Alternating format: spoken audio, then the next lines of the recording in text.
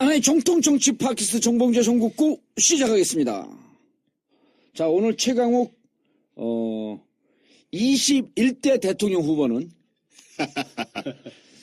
일이 있었고 안 나왔고요. 오늘은 천기누설 19대 대통령을 예측한다. 이 탄핵 국면에 느닷없는 얘기 아니겠냐. 그런데 우리는 미래를 내다보는 방송이므로 19대 대통령을 미리 예측해 봅니다. 자, 오늘 함께 하실 분 왠지 코리아 컨설팅 박시영 부대표 자리하셨습니다. 네, 반갑습니다. 왠지 코리아 컨설팅의 박시영입니다. 예, 그리고 함께 하실 이상일 무슨 회사예요, 여기는? 제 아젠다 센터입니다. 아젠다 센터. 네. 아젠다 센터 이상일 이명박근혜 정권 부역자. 네, 안녕하십니까. 예, 부역자 맞나요? 참여한 것 자체를 그렇게 낙인 찍으신다고 하면은 그거는 제가 뭐라 말할 건 아니겠습니다만. 예, 아니, 참여한 건 낙인 안 찍어요. 왜냐면 우리 밀정들도 있거든.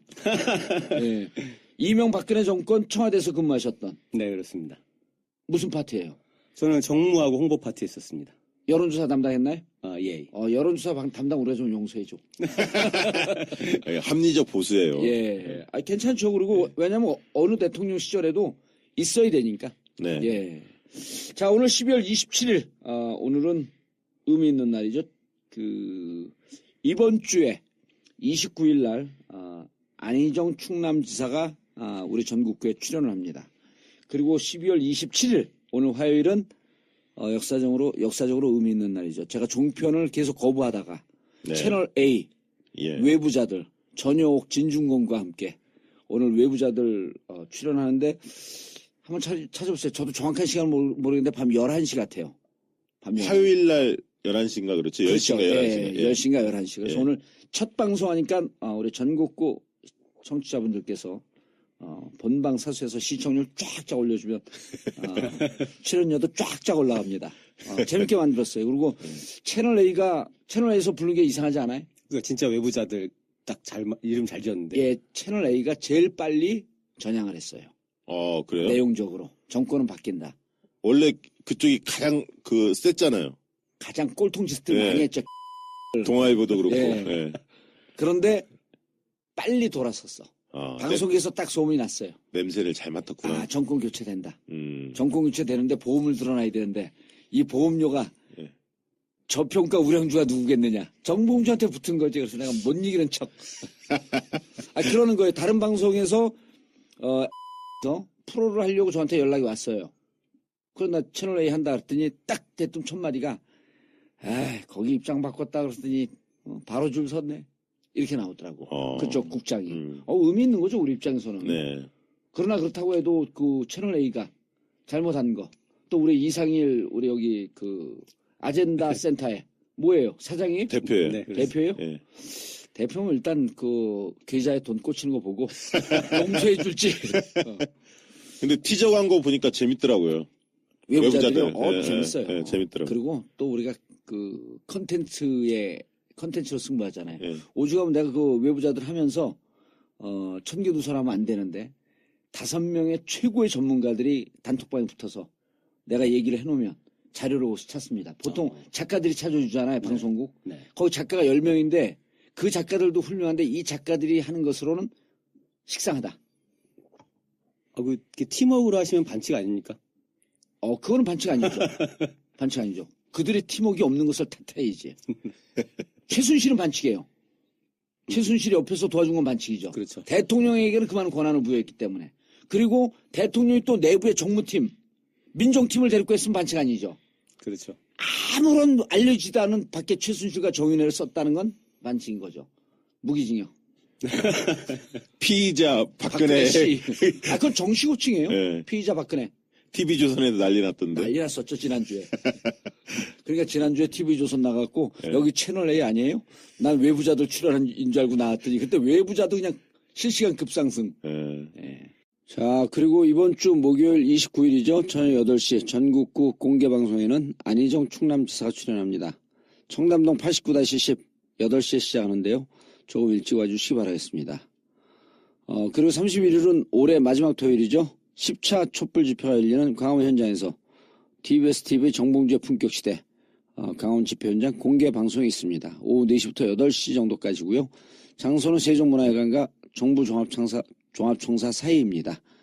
자세한 내용은 전국구 홈페이지 imtv.or.kr, imtv.or.kr이나 다음 카페 정봉주와 미래 권력들에서 확인해 주시기 바라겠습니다. 어쨌든 세 분이 19대 대통령이라고 하는 책을 썼어요. 네. 의도가 뭐예요, 이게? 그러니까 대선이 다가오는데 예, 정말 그 민심의 기초에서 예, 정치 공학에 머물지 않고 사람들의 심리를 분석하면서 또 여의도 정가도 알고 예. 또 선거에 대한 이해도도 있는 사람들끼리 모여서 뭔가 의미 있는 책을 하나 내자. 예. 근데 이게 한쪽 진영의 입장만을 내면 재미없다. 그렇죠. 보수 진보 각각의 대표할 수 있는 사람들끼리 모이자. 예. 그러다 보니까 저는 참여정부에서 여론조사 국장을 했었고요. 그렇죠. 청와대에서. 또 이상일 대표를 그 전부터 알고 있었거든요. 이명박 정부, 박근혜 정부에서 여론조사 담당을 했었거든요. 예. 그리고 이제 선거 시기마다 또 서로들 모여갖고 내기도 하고 그러잖아요. 그렇죠. 예. 지난번에도 한번 총선 때 내기 했었는데요. 먹었죠, 이번에. 제가 먹었는데 돈은 안 주더라고요. 그래서 이제 배임죄예요, 배임죄. 대선 그런 필독서가 좀 필요하다. 예. 유권자들한테 현명하게 판단할 수 있는 뭔가에 담긴 내용들을 전달하자. 그리고 또 한 가지는 대선 캠프에서 일하는 분들이나 정당에서 일하는 분들이 너무 정치공학적 해석이 난무해요. 그 틀에서 헤어나지 못해요. 그래서 좀 시야를 넓혀주자. 그런 목적도 있었고 또 보수 진보가 논의를 하다 보면 우리는 모르는 것. 보수의 주장 중에서 상당히 설득력 있는 것도 있거든요. 예. 그런 것들을 시야를 좀 좁혀보자. 그렇죠. 그런 예. 측면도 있었습니다. 그동안 선거를 보면은 보통 뭐 제일 쉽게 말하면 뭐 지역, 그다음에 예. 뭐 정당, 그리고 뭐 어떤 이념 지형, 뭐 이념 뭐 나누는 뭐 보수 진보 이렇게 예. 막연하게 나누어진 어떤 그런 그 틀 속에서 그냥 우리 편이나 남의 편이냐 이걸 가지고 보통 내가 누굴 지지하는지 이런 그렇죠. 것들을 결정하는 게 아닌가 하는 생각을 많이 했는데 그 지난 여름이었습니다. 그래서 이런 기획을 하면서 선거라는 것에 대해서 좀 더 도대체 이게 그냥 인기 투표하듯이 뭐 누구를 딱 찍고 안 찍고 이렇게 하는 게 아니라 예. 정말 누가 어떤 컨텐츠를 들고 선거를 치르는 건지 예. 또 대한민국 사회에 지금 중요한 게 뭔지 이런 것들을 좀 같이 짚어보면서 이 선거를 좀 더 이렇게 내용을 가지고 치를 수 있는 선거로 갔으면 좋겠다 이런 예. 바람도 있었고 그 이야기를 하면서 이제 이 책의 기획이 시작되고 토론이 시작되는데 중간에 이제 이 소위 말하는 최순실 사태가 터졌죠. 예. 이제 여러 가지 상황이 바뀌었습니다만 전체적으로 뭐 그렇다 하더라도 오히려 지금같이 이렇게 조기 대선이라는 것이 정말 눈앞에 닥친 상황에서 가시화되어 있는데. 예. 오히려 저희가 지금 꿈꾸는 그런 어떤 컨텐츠를 가지고 경쟁하는 선거가 안 될 가능성도 굉장히 많거든요. 그렇죠. 그렇기 때문에 조금 더 오히려 짧은 시간에 선거를 치르더라도 그런 것들, 그래서 후보를 보고 인기 투표해서 이렇게 찍는 게 아니라 저 사람이 도대체 무슨 비전을 갖고 있고 예. 무엇을 얘기하는지 제대로 보고 선거가 돼야 된다. 이런 생각은 좀 그대로 변함이 없고요. 오히려 정말 중요한 예. 상황이 된 것 같아요. 타이틀이 19대 대통령.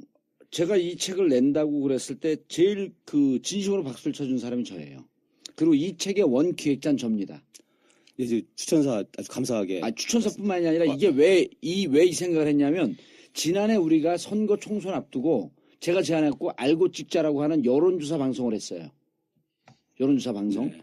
생전 기가 막힌 거거든. 그게 많이 안 들어갔고 이제 그리고 또 선거법으로 출마할 사람도 있기 때문에 작년 12월에 멈췄는데 그때부터 쭉 이 아이디어가 간 거예요.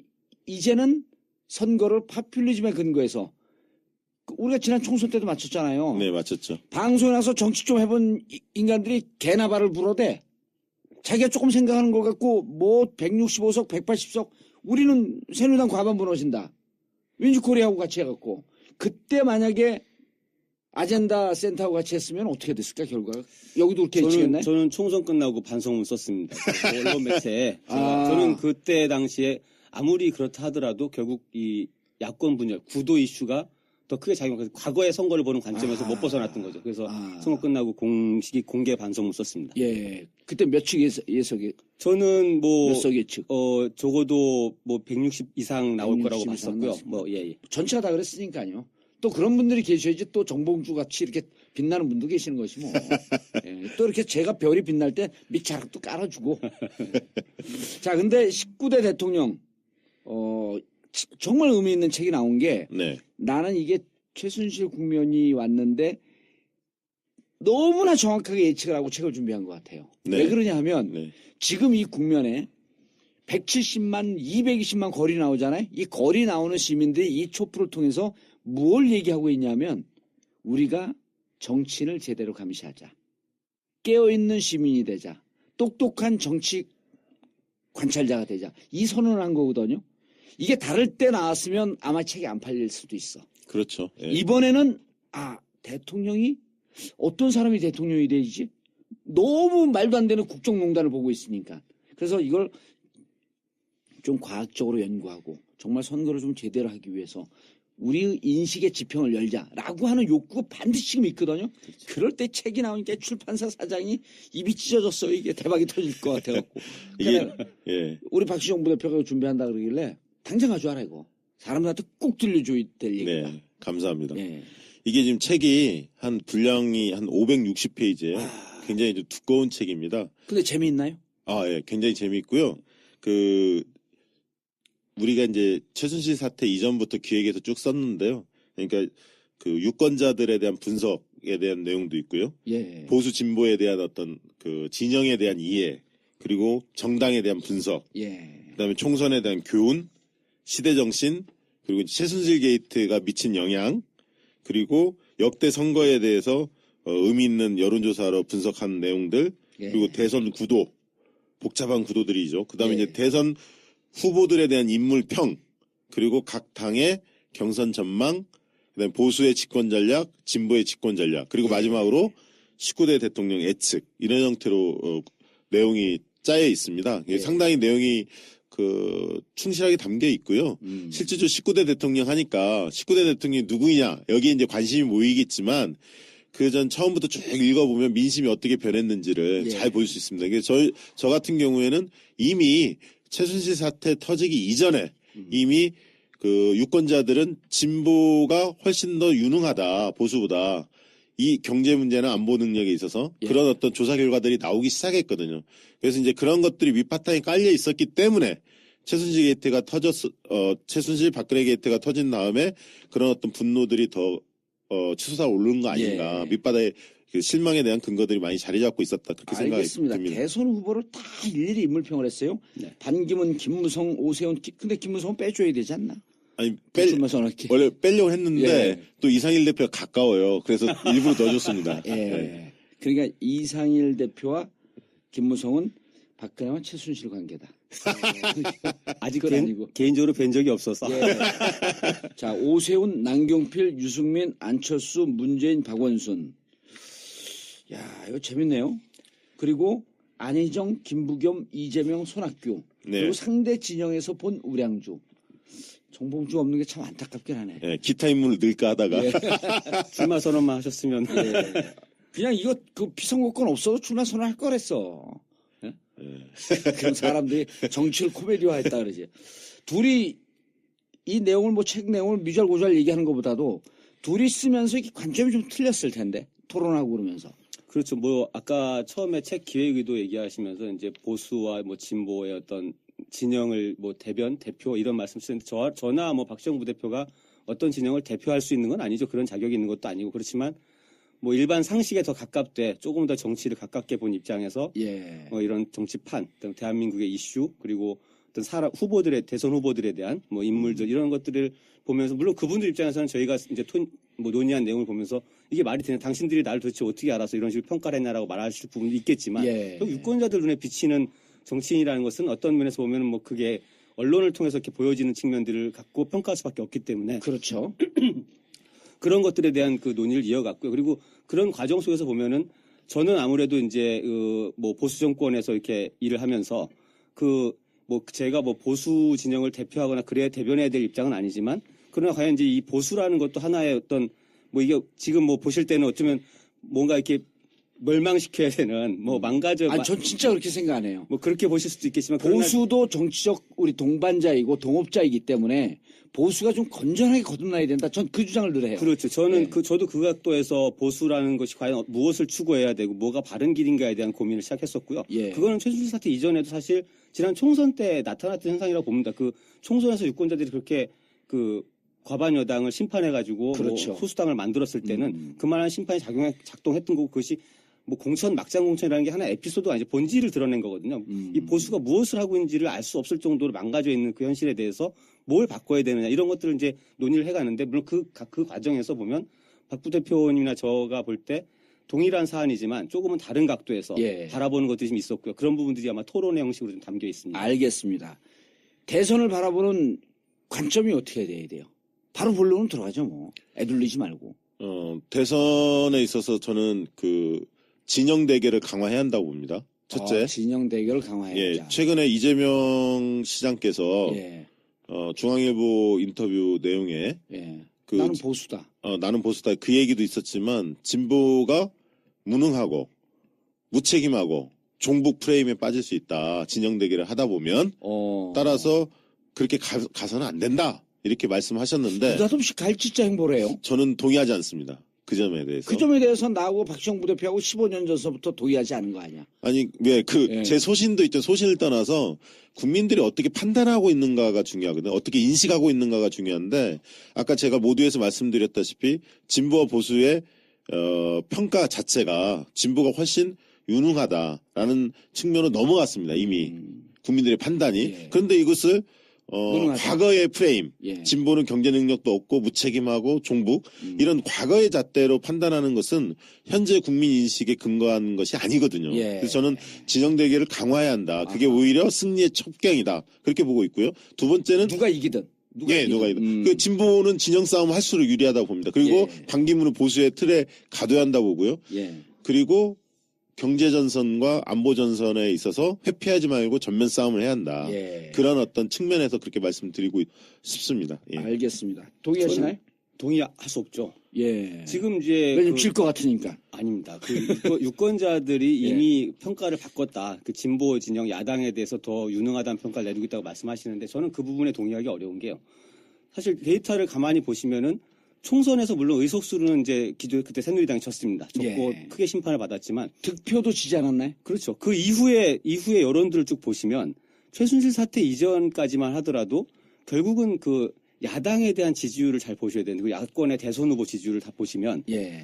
과연 그만한 평가를 받고 있는가라는 것이 실제로 드러나지 않죠. 그게 오히려 총선 때 그런 어떤 새누리당이 보여줬던 문제들 때문에 민심이 좀 바뀌고 당에 대한 평가가 바뀌어졌음에도 불구하고 정당 지도는 여전히 새누리당이 1등이었고 대선 후보 지지율에서도 그 최순실 사태 이전까지는 반기문 총장을 유엔 사무총장을 뭐 보수 진영 후보로 넣었을 때 분명히 이기는 이겼어요. 사람이 없었죠. 그렇죠. 예. 그 얘기는 뭐냐면 물론 과거보다 야당에 대한 평가가 어느 정도 좋아진 거는 저도 인정하지만 과연 어떤 수권 정당으로서 대안으로 정말 유권자들이 인정을 하고 있느냐 이런 부분에 대해서 저는 아직 동의하기 좀 어렵고요. 예. 그리고 보수가 그동안 이제 기존의 총선 그다음에 이번 최순실 사태로 드러난 문제들에서 과연 이게 진짜 보수가 추구해야 될 방향이 아니라 그런 세력들이 아니었다면 이런 부분들을 좀 깨고 새롭게 컨텐츠를 가지고 어떤 가치와 컨텐츠를 가지고 보수가 다시 이 진영을 정비했을 때 저는 충분히 유권자들은 다시 평가받을 수 있는 기회가 있다고 보고 예. 아직 그런 평가들이 끝나지 않았다고 보는 끝나지 않다. 이 대표님. 근데요. 지금 이제 총선 때 보여준 민의는 결국은 새누리당이 과반을 무너뜨리고 그다음에 이제 일당으로서 민주당을 선택을 했지만 그 이후에 지지율을 보게 되면 민주당의 지지는 올라가지 않고 그렇게 총선 때 보여준 민의라고 하지만 그 이후에 이게 올라가지 않은 거는 여전히 진보에 대한 평가는 그렇게 그렇죠. 의문 부호가 남아있다고 의문부가 남아있다. 근데 그렇죠. 역설적으로 오히려 그렇게 나타나지 않는 것은 여러 가지 언론 환경이나 현재 정권이 갖고 있는 이런 것 때문에 저평가되어 있다 이렇게 볼 수는 없지 않나요? 저는 진보 진영이? 총선에서 이미 승부가 이렇게 갈렸을 때 갈려면 다시 치고 올라가야 된다. 유권자들이 위축되고 어떤 내가 야권 진보를 지지한다라는 말을 꺼려하는 거는 전체적인 세가 위축됐을 때 얘기입니다. 그것이 이미 승리로 드러났을 때는 승리로 드러났는데도 그런 안 올라오는 것들을 건 표출하지 않을 이유가 없죠. 그걸 예. 두려워할 이유가 없지 않습니까? 예. 그러니까 지금 그 이번 대선이 굉장히 진영 대결을 하기에 유리한 건 뭐냐면 이명박근혜 정부 10년 전에 예. 국민의 정부 참여정부 10년이 있었잖아요. 그러니까 10년을 비교하기가 아주 좋은 거예요. 유권자들이 볼 때는. 아하. 그러니까 이게 많이 그렇지. 예. 떨어져 있으면 이게 비교하기 힘든데 국민의 정부 참여정부 딱 10년 했고. 근데 보수 진보가 아직 진검 승부로 들어가지는 않았잖아. 내가 빠져 있는데. 근데 지금 국민들의 인식을 보면 국민의 정부 참여정부 10년이 이명박 박근혜 정부 10년에 비해서 훨씬 잘했다는 거예요. 여러 가지 잘했냐 측면에서. 못했냐라고 하는 것을 보면 왜냐하면 다양한 각도로 물어보거든요. 예. 경제 능력, 사회 통합 능력, 외교 안보 관리 능력, 예. 뭐 이런 여러 가지 능력을 물어봤을 때 실질적으로 진보 정권들이 더 잘했다는 평가가 여론조사 해보면 나옵니다. 다만 아까 최순실 박근혜 게이트 사건 이전에 확 치고 나가지 못한 부분은 인물이죠. 제가 볼 때 대선 후보 인물입니다. 예. 세력 선호도에 있어서는 야권이 집단은 야권이나 진보 이겼습니다. 진영이 이기고 이겼습니다. 있음에도 불구하고 예. 인물에 대해서는 대선 후보 인물에 대해서는 여전히 조금 의문보가 있기 때문에 안 올라가고 있을 그렇죠. 뿐이다. 반기문이 그런 아하. 면에서 호감도가 좀 높았고 예. 1위를 있었죠. 1위 있었지만 2위에 문재인 후보가 있었고 나머지 또 야권의 후보들이 굉장히 많이 산계돼 있었습니다. 어느 정도 지지도를 갖고 있는. 그러다 보니까 총합은 야권 후보가 높지만 유력 후보에 있어서는 반기문 후보가 앞서 있었던 거죠. 그렇지만 적어도 진보 보수의 그 어떤 세력 간의 평가는 상당히 끝나 있었던 거다. 다만 반기문이라는 존재는 보수의 틀로 아예 들어오지 않고 중도층에서도 선호하는 층이 꽤 두터웠기 때문에 그렇기 때문에 좀 자유스러워서 그런 면이 나왔지 예. 세력 간의 저는 대결 구도는 상당히 야권이 유리하다, 진보가 유리하다 이렇게 예. 보고 있고 따라서 그 부분들을 더 강화할 필요가 있다는 거죠. 예, 알겠습니다. 이 대표님, 네. 지금 이제 박시영 부대표 얘기에다가 네. 조기숙 교수가 이제 주로 이제 정치를 저는 이 책을 가장 반길 사람이 이화여대 조기숙 교수라고 봐요. 왜냐하면 그분은 늘 정치를 자기 경험에 근거해서 대충 어설프게 얘기해서 말하 정치는 과학이다. 데이터에 근거했나? 데이터에 근거해야 된다. 네. 그러니까 이 책을 아마 본인이 쓰지 않은 책 중에서 가장 높이 평가할 사람은 조기숙 교수일 것 같은데 조기숙 교수가 계속 뭐라 하냐면 파퓰리즘이 전 세계로 휩쓸고 있다. 네. 영국의 브렉시트가 그랬고 미국의 트럼프가 그렇고 일본의 아베가 그렇고 시진핑 그다음에 북쪽도 그렇고 푸틴도 그렇고 이 파퓰리즘이 세계를 휩쓸고 있는데 우리나라 촛불이 파퓰리즘을 극복을 할 것이다. 그러면서 그때 뭘 얘기를 했냐면 파퓰리즘 특징 중에 하나가 정치 외에 있던 사람이 정치권에 들어서 정치를 총체적으로 부인하면서 내가 국민을 대변하는 사람이다. 안철수가 그랬고 지금은 반기문 현상이 그건데 그래서 반기문을 진보 진영의 인사들이 뛰어넘지 못한다고 해서 보수와 진보의 싸움에서 진보가 무능한 게 아니다. 무능한 거다. 이렇게 보기에는 파퓰리즘적 요소를 너무 배제한 거 아닌가요? 저는 그 부분에 대해서 그 상대적인 비교 이전에 예. 계속 저도 데이터를 가지고 말씀드리면은 최순실 사태 이전에도 이미 그 정권 교체에 찬성하느냐 이런 질문했을 때 정권 교체와 정권 유지 두 가지를 놓고 물어보면 정권 예. 교체 여론이 2배 정도 가까이 높게 나왔었습니다. 예. 그 똑같은 조사에서 그러나 정당 지지도를 물어봤을 때 항상 야당이 새누리당보다 밀렸다라는 얘기고요. 그러니까 특이하네. 그 그거는. 데이터 자체를 본다는 거죠. 그 얘기는 뭐냐면 적어도 지금 그 보수 정권 10년에 대한 평가가 과연 그 전에 참여정부와 김대중 정부 10년에 대한 평가보다 더 박한 거냐. 이 부분도 저는 약간 그 동의할 수 없다. 왜냐하면 그 근접 효과라는 게 있습니다. 지금 있는 현실에서 더 강하게 인식하는 거지. 과연 10년 전의 여론이 지금보다 더 후했고 오히려 지금이 훨씬 더 그 굉장히 떨어진다. 비판적인 여론이라고 말할 수 있는 이 부분은 제가 동의하기 어렵고요. 그리고 그건 이거 일종 이론이네. 헤어진 여인은 늘 아름다워 그 보인다. 지금 겪고 있는 현실이 더 가혹하고 각박해 보이는 거죠. 그럼에도 불구하고 결국 대선 주자에 대한 그 기대치, 이 지지도라는 거는 미래에 대한 기대를 표명하는 건데 예. 거기에서 계속해서 야당이 제대로 스스로 1위를 한 적이 없다라는 겁니다. 정당으로 보도 후보로 보도 물론 이제 최순실 게이트 이후에 문재인 전 대표가 1위로 나타나는 조사들이 이렇게 나오고 있지만 적어도 이런 극단적인 상황 이전에 그 총선 이후에도 보면 총선에서 야당이 승리를 했는데도 불구하고 그런 것들을 민심은 정권 교체를 바라는 요인이 2배 이상 높은데 그걸 야당이 과연 흡수할 수 있느냐. 흡수해내지 못한다라는 거죠. 그거는 반기문과 문재인의 비교가 문제가 아니라 야권이 왜 그런 평가를 받는가에 대해서 진지하게 성찰이 잘 안 된다라고 저는 봅니다. 그건 이 대표님 어떻게 보세요? 그러니까 무능하다 아직도. 무능보다는 저는 국민들이 뭘 바라는지에 대해서 제대로 답을 내놓은 적이 없다라고 보는 겁니다. 컨텐츠로 승부를 거는 것에 대해서 야권은 제대로 정면 승부를 해본 적이 없다. 무슨 얘기냐 의미 있는 지적이네. 무슨 얘기냐 하면 예를 들어서 어떤 난 야권 막 비판하면 좋아. 왜냐면 내가 빠져 있으니까. 만약에 야당이 정말로 이건 국민들을 위해서 필요한 정책이라고 하는 게 있다라고 하면 예. 그거는 정말 비타협적으로 그 문제를 끝까지 물고 들어줘야 됩니다. 이 정책은 반드시 해야 된다. 이 법안은 반드시 통과시켜야 된다. 이런 것들이 있을 때 그걸 끝까지 밀고 가서 그게 되든 안 되든 마지막까지 승부를 봐야 되는데 대개 보면 정치적인 이슈 갖고 여당하고 타협을 해요. 너무 정치적인 걸 내 걸 들어주면 이 법안 포기할게. 이런 일들이 저는 비일비재에 벌었다고 비일비재했기 보고 때문에 제대로 과연 컨텐츠를 가지고 승부해 본 적이 있느냐. 그런 부분에서 저는 야권이 아직 제대로 된 어떤 그런 것들을 보여주지 못했기 때문에 정권교체 열망을 자기 지지로 흡수하지 못하는 게 아니냐. 저는 그렇게 예. 보는 거죠. 지금은 저는 좀 달라졌다 보는데 일단 아까 무당파가 야당을 최순실 게이트는 복병으로 나온 거거든요. 예, 복병 그 나오고 어찌 보면은 그 전에도요. 아니 어찌 보면 최순실 게이트는 예. 진짜 이 노회찬 의원의 표현에 따르면 주머니를 그냥 로또가 당첨된 주머니를 주신 거예요. 예. 물론 이들의 국정농단이라고 하는 것이 그렇게 심각했는데 모르고 있었던 언론, 닫고 있었던 언론이나 이런 국민들 전체가 문제이긴 하지만 그럼 어쨌든 최순실 상황이 만약에 없었으면 지금 무척 박빙을 하면서 자칫 잘못하면 보수 진영에 밀릴 수도 있었던 상황이다. 저는 그렇게는 보지는 않고요. 최순실 사태가 없었다 한들 저는 대선에서 그 불리하지 않다고 봤고요. 야권이나 진보가 이긴다고 봤고요. 그 이유는 무당파라고 이야기하는 사람들이 야당을 동조화합니다. 야당을 지지합니다. 그러니까 뭐냐면 무당파라고 이야기는 하지만 무당파에는 야당, 여당 이탈층들이 있거든요. 순수 무당, 옛날에 우리가 순수 무당파도 알지 할 있지만 때도 예. 무당파가 전국적으로 어디로 갈 것인가를 예측을 하면서 여야의 지지를 네. 봤었잖아요. 예. 왜냐하면 그 아까 있던 집권 세력 선호도라든가 여러 가지 현 정권에 대한 평가라든가 이런 것들을 해보면 무당파들이 현 정권에 대해서 굉장히 심판론에 동조하고 있거든요. 그래서 그 무당파들이 선거 국면에서 야당을 찍는 겁니다. 예. 근데 이제 그분들이 야당의 그 지지자로 바로 안 가 있고 머물러 있는 거죠, 밖에. 하지만 이제 그게 이제 최순실 사태 이후에 달라진 점인데요.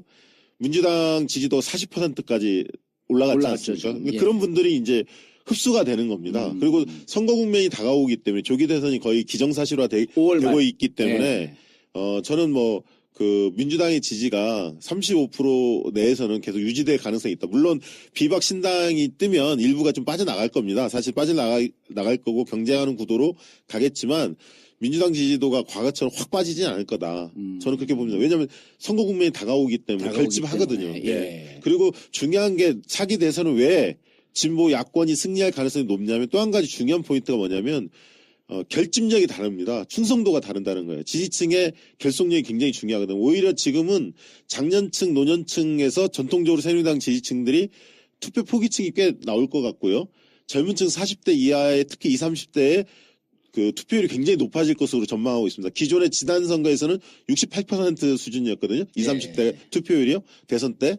근데 이번에는 73에서 75%까지 5%쯤 올라갈 올라갈 것이다. 가능성이 굉장히 높습니다. 그게 20대, 30대만 보는 건가요? 아니면 20대, 30대, 40대를 40대는 76이었는데 더 올라갈 가능성이 예. 있고요. 그러니까 20, 30대가 적어도 지난 대선에 비해 한 5%포인트는 올라갈 거다. 예. 그리고 5, 60대는 오히려 지난 대선에 비해서 좀 투표율이 떨어질 가능성이 있습니다. 예. 그래서 여러 가지 봤을 때 차기 대선에 있어서 야권이 분명히 진보가 유리하다. 유리한 지형은 분명히 있다고 저는 그렇게 보고 있습니다. 최순실 게이트까지 나타나는데 이거 유리하지 않으면 안 되는 거 아니에요?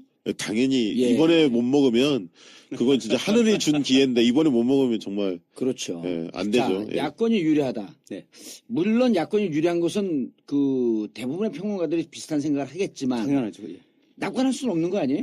반기문이라고 하는 카드가 오고 비박이 그 비박당이 출범을 하면서 친박당에 대한 비판 그리고 야권과의 비판보다도 보수 진영 내부에서 저렇게 친박 박근혜 대통령 호위무사들의 그러한 퇴행, 폐해 이런 걸 지적을 하면서 우리야말로 건전한 보수다라고 하게 되면 다시 보수 진영에 대한 지지가 올라갈 가능성이 있는 거 아닌가요? 그렇죠. 물론 기본적인 이제 뭐 대선의 어떤 판, 예. 구도 지형을 봤을 때 뭐 최순실 게이트가 아니더라도 저는 기본적으로 이번 다음 차기 대선은 야권에 유리한 지형이 될 거라고 저도 동의합니다. 예. 그거는 이제 당연히 뭐 이제 10년을 이어오는 그 보수 정권에 대한 심판론이 강하게 작동할 수밖에 없는 시기고 그리고 그동안 사실 이제 지난 대선을 돌이켜 보시면 당시에 이제 박근혜 후보 지금 박근혜 정권도 경제민주화 이런 어떤 공약들을 내걸면서 예. 진보 진영의 아젠다들을 흡수해서 대선을 치렀죠. 그러나 그럼에도 불구하고 거기에 대한 어떤 실천 측면에서 굉장히 비판적인 여론이 있는 게 현실이고 또 생각보다 더 강하고 빠르게 이 사회의 양극화나 격차 문제들이 심화됐습니다. 거기에 대해서 제대로 된 과연 처방을 해왔느냐 이런 부분에 대해서 아마 국민들이 굉장히 비판적으로 보고 예. 있다고 저는 보기 때문에 기본적으로 이 보수가 다시 재집권하기에는 굉장히 어려운 선거가 될 거라고 봤는데 최순실 게이트를 볼 때 저는 그런 생각이 좀 듭니다. 물론 이게 여권의 뭐 어마어마한 악재가 되겠죠. 그러나 또 다른 각도에서 본다면 만약에 이게 없었다라고 하면 이런 사태가 없었다라고 하면 뭔가 이렇게 좀 어설픈 봉합과 개혁, 혁신 이런 것들을 가지고 보수가 다시 선거를 치렀을 가능성이 많고 과연 그런 것들 국민이 진실을 진정성 있게 받아들일 수 있었을까 이런 좀 회의가 드는데요. 예. 오히려 진짜 제대로 망가지는 한쪽이 그렇게 망가지면서 이 어떤 뭐 보수 전체는 아니지만 보수 진영의 한 축을 담당하고 있던 쪽에 그 민낯이 그대로 드러났기 때문에 그러면서 정말 보수 진영 내에서도 새로운 제대로 된 보수가 뭐냐. 대한민국의 보수가 지금까지 워낙 뭐 제가 잘 먹고 잘 살아왔기 때문에 예. 뭘 제대로 그냥 웰빙 정당이라고만 알려져 있죠. 뭘 추구하고 뭐가 도대체 정당한 가치인가에 대한 고민이 제대로 없었다라고 보거든요. 거기에 대한 진지한 고민을 하게 만든 계기가 될 거라고 보고요. 물론 최순실 게이트가 그렇죠. 그래서 뭐 이게 결코 지금 차기 대선에서 지금 뭐 보수가 유리하다 이런 그 진단을 내릴 수는 없는 구도지만 그러나 그 제대로 된 좀 보수의 가치를 내걸고 새로 진영을 구축했을 때 말씀하신 대로 그게 뭐 구체적으로는 이제 뭐 새누리당의 분당과 보수의 분열 되겠죠. 그런 속에서 제대로 된 가치와 방향을 잡아낸다라고 하면은 적어도 그렇게 대선판이 이렇게 쉽게 정리돼서 이번엔 정권 유치로 끝난 거야 이렇게 되지는 않을 거라고 저는 그럴 수 있다고 봅니다. 그렇죠. 그리고 반기문 후보 자체가 우리가 기름장어라고 맨날 놀리긴 하지만 그렇게 녹록한 후보는 아니거든요. 그럼요. 왜냐하면 정치 외에 있었기 때문에 박근혜 정부의 이 폐해, 실정 이거로부터 자유롭거든요. 그렇죠. 같은 보수라고 얘기를 하면서도 그리고 과거 한때 또 이 열린우리당 시절에 있었기 때문에 이쪽 오히려 진보 진영에서도 여전히 반기문 사무총장에 대한 특히 5, 60대 이상에서는 반기문 총장에 대한 막연한 기대, 지지 이런 게 원래 선거 때는 그런 게 영향을 많이 미치잖아요. 네. 그런 게 있을 수 있기 때문에 저는 그냥 이번에 진보가 먹는다? 이렇게 진단하기는 좀 쉽지 않지 않겠냐. 그건 뭐 저도 동의하고요. 예. 특히 이제 보수층에 동의를 해도 예. 광고를 듣고 동의하세요. 자, 아까 반기문 얘기하다가 예. 광고가 끼어드는 바람에. 예, 한마디 보태면요. 보수가 복원력이 굉장히 뛰어납니다. 그러니까 보수를 지지했다가 최순실 박근혜 게이트 때문에 떠났던 이탈층 중에 한 70% 정도는 복원할 가능성이 있습니다. 아하. 그렇기 때문에 진보 진영이 사실 경각심을 가져야죠. 예. 그리고 반기문이라는 사람이 기회주의자고 뭐 여러 가지 문제는 많지만 그럼에도 불구하고 신비감 요소들이 꽤 있고 예. 조기 대선을 치르면 검증할 시간이 많지가 않아요. 따라서 반기문한테 절대 불리한 게 아닙니다. 조기 대선이. 오히려 검증 기간이 단축되기 때문에 반기문 자체한테는 실보다는 득이 더 크다. 저는 그렇게 보고 있습니다. 때문에 야권이 상당히 긴장해야 합니다. 그러니까 지금 현재 상황으로 예측을 하면 3월 13일 이전에 헌재 탄핵소추안이 인용이 된다고 보면 그럼 5월 13일 전에 2달 전이니까요. 2달 안에니까 5월 10일 이전에 선거가 치러질 가능성이 엄청 높죠. 예, 그렇게 거의 예측하고 날짜를 있습니다. 치우겠죠. 예. 그러면 짧잖아요. 검증 기간이. 짧죠. 예, 짧으니까 반기문한테 절대 불리하지 않다. 뭐 그거는 뭐 여러 가지 모든 후보한테 마찬가지가 되는데 저는 뭐 굳이 꼭 반기문 사무총장이 만약에 대선 뭐 들어와서 이제 귀국해서 대선 출마 선언을 하고 들어온다라고 했을 때 뭐 어쨌든 정치 외부에서 들어오는 분이기 때문에 거기에 대해서 이제 그런 지적이 있을 수 있다고 봅니다만 또 근본적으로는 사실 이제 그 짧은 60일이라는 기간 동안에 뭐 각 당이 저는 탄핵 판결이 나기 전에 현재 판결이 나기 전에 경선을 치를 수 있는지 저는 좀 회의적인데 뭐 한다면 할 수도 있겠죠. 못 치르죠. 그렇죠. 불가합니다. 예측이 불가하니까. 그런데 그러니까 탄핵 결정이 안 나는데 경선을 칠 수가 없잖아요. 그러면 예. 60일이라는 그 제한된 기간 동안에 각 진영이 경선을 치르고 그다음 대선 본선으로 들어가지 않습니까? 예. 그 국면에서는 어떤 특정 후보에 대한 검증 문제뿐만 아니라 도대체 이게 그 후보들이 갖고 있는 여러 가지 그 비전들, 공약들, 정책적인 어떤 구상들을 제대로 들여다볼 시간이 과연 있는 건지 예. 그 부분이 사실 더 걱정스러워요.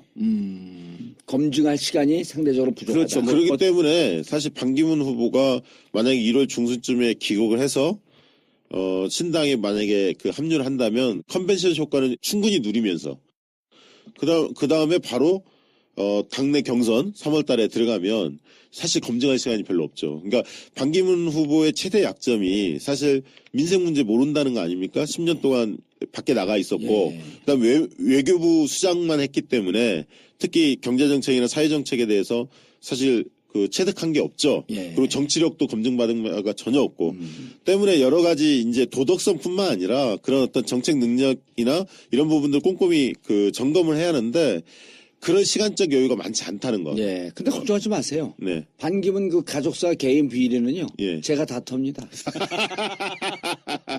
예. 어디 전국구에서 텁니까? 전국구에서 그리고 또 이번에 우리가 이제 예. 그 우병우 현상금 하면서 예.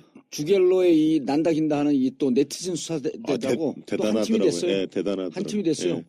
그리고 이번에 그 우병우 그 국정조사 지난주에 데뷔하던 그 사진 찍은 더 팩트 거기도 비주류 언론 매체거든요. 그 친구들도 또 재수화해요.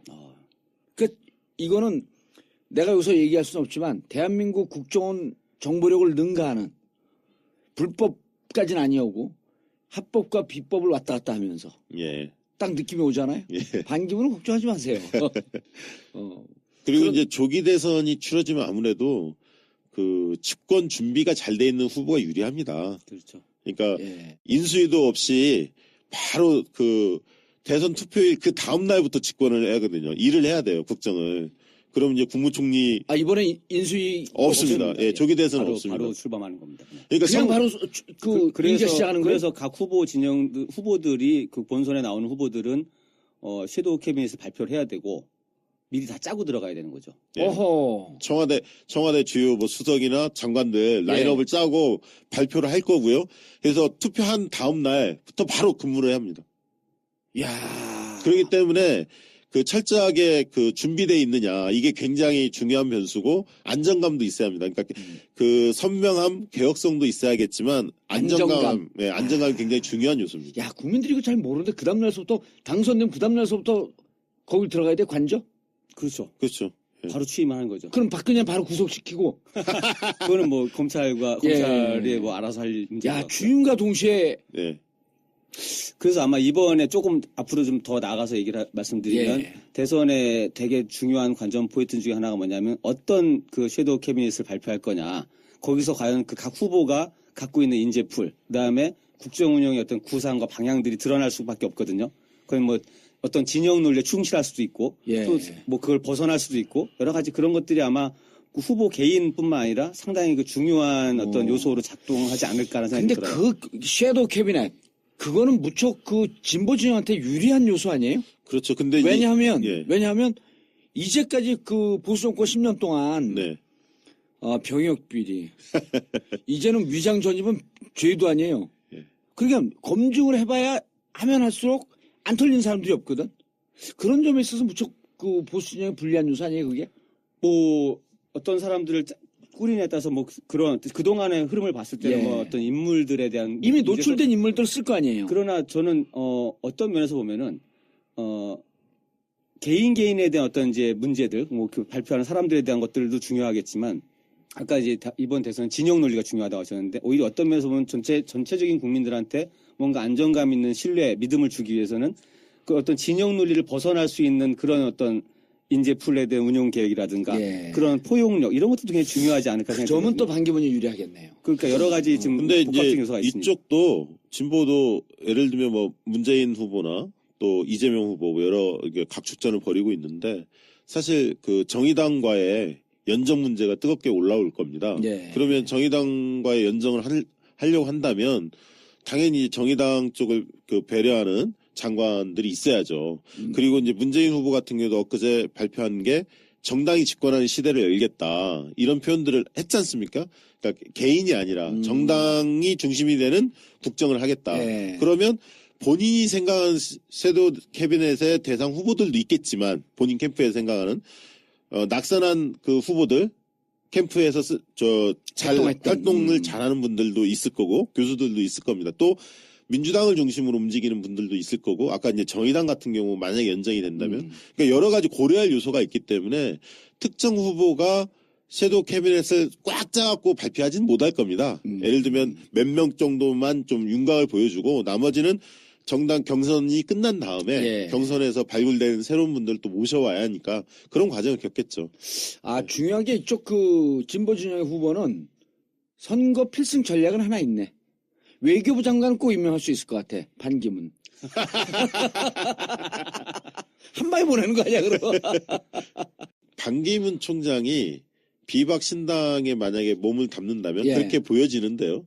이제 경선을 치룰 때 상당히 혹독하게 대가를 치를 겁니다. 왜냐하면 유승민 이런 분들이 만만치 않잖아요. 내공이. 만만치 않죠. 그럼 남경필 이런 사람 만만치 않습니다. 또 유승민 남경필을 도와주는 전국구가 있잖아요. 예, TV 막상 링 위에 올라가면 TV 토론하면 진짜 팔다리가 막 후두르 걸리고 예. 바로 짐 싸갖고 내려오고 싶은 심정이 될 겁니다. 그러면 전국구에서 우리가 지금 3년 동안 훈련하고 있잖아요. 그래서 저는 반기문 총장한테 권하건데 토론에서 예. 너무 쉽게 보지 마라. 예. 대선판 만만치 않다. 정치권을 예. 그다음에 3% 4%밖에 안 나오는 유승민 남경필이지만 네, 이들이 정치권에서 갈고 닦은 예. 내공이라고 하는 것은 그렇게 녹록한 것이 아니다. 예. 어떻게 생각하세요? 아니, 저는 경선은 정말 그렇게 치러져야 된다고 봅니다. 예. 그래서 그 치열하게 자기가 갖고 있는 콘텐츠와 상대의 약점에 대해서 서로 그걸 갖고 비교하고 검증해야지만 예. 제대로 되는 뭐 이게 누가 후보가 되든 뭐 그냥 뭐 아무것도 없이 무임승차해서 후보가 되고 국민들이 알 수도 없고 이런 부분은 본선에서도 있겠지만 경선 과정에서부터 뭐 여권 보수가 됐든 진보가 예. 됐든 똑같은 거죠. 그 속에서 서로 상호 검증들이 이루어지는 과정이 절대적으로 필요하다고 보고요. 저는 그 충분히 겪어야 된다고 봅니다. 무척 익사이팅한 선거가 될 수 있겠네요. 예, 진보 압축돼 갖고 하니까. 예, 맞습니다. 양 그 정당의 경선 과정이 굉장히 뜨거울 것 같습니다. 관심도 높아질 것 같고요. 예. 보수 진영은 어떻게 예측을 하세요? 지금 지금- 일단 당은 오늘 네. 그러니까 오늘 27일 탈당을 한다 그랬으니까 탈당을 한다고 믿어야죠 이제는. 그렇죠. 예. 그 그리고 날짜도 27일로 해놓은 게 27일까지 비대위원장을 선정한다 그러니까 거기서 또 유승민을 비대위원장 시키진 않을까 하면서 이 기대를 갖고 27일 찍은 거거든요. 왜 27인지 아세요? 왜요? 김무성 30시간 법칙을 벗어나려고 길게 잡은 거야. 그래서 계속 이제 과연 뭐 탈당 행렬이 일어날 예. 것인지 뭐 과연 분당이 될까 이런 어떤 얘기들이 많았는데 이 결과적으로 대표님 어떻게 보세요? 오늘이에요 오늘 그게. 저는 뭐 분당 사태 불가피하다고 보고요. 예. 그렇게 오히려 지금 초기에 몇 명이 나갈지 뭐 33명 이야기 나오는데 예, 35명도 나왔다가. 예예 뭐 그 뒤에 뭐 2명이 빠져니 33명으로 지금 언론에 나오더라고요. 근데 예, 그리고 또 이제 그런데 저것도 있잖아요. 어쨌든 38명 국민의당보다 숫자를 넘기려고 하고 있다. 아마 탈당 행렬이 시작되면은 그게 한 번으로 끝나지 저는 않을 거라고 봅니다. 네, 결국은 저도 그렇게 봅니다. 뭐 반기문 네. 총장이 들어와서 어떤 행보를 볼지 지금 뭐 완전하게 예단을 하긴 어렵지만 예. 적어도 일단 그 뭐 지금 새누리당은 아니다라고 선을 긋고 장외에서 어떤 세를 규합할 때 그 속에서 같이 동참하려는 세력들이 더 나올 수밖에 없지 않나. 비박당으로 합류할 가능성이 가장 높다. 이렇게 저는 뭐 보시는 일단 건가요? 그렇게 봅니다. 예. 저희가 그 이 책을 쓰면서 예. 비박에 붙인 그 슬로건이 있습니다. 앞에 예. 모래알 비박이라고 했습니다. 모래알 비박. 그러니까 구심체가 없었죠. 사실은 예. 김무성 일부, 뭐 유승민 일부, 뭐 나경원 다 각각이었거든요. 그렇죠. 그래서 굉장히 힘들다고 봤는데 전문 용어로 동네 꼬마 근데 이제 반기문이라는 어떤 유력한 카드가 있기 때문에 예. 그런 원심력이 발휘될 수 있는 조건이 형성이 됐기 때문에 탈당하는 거고요, 사실. 예.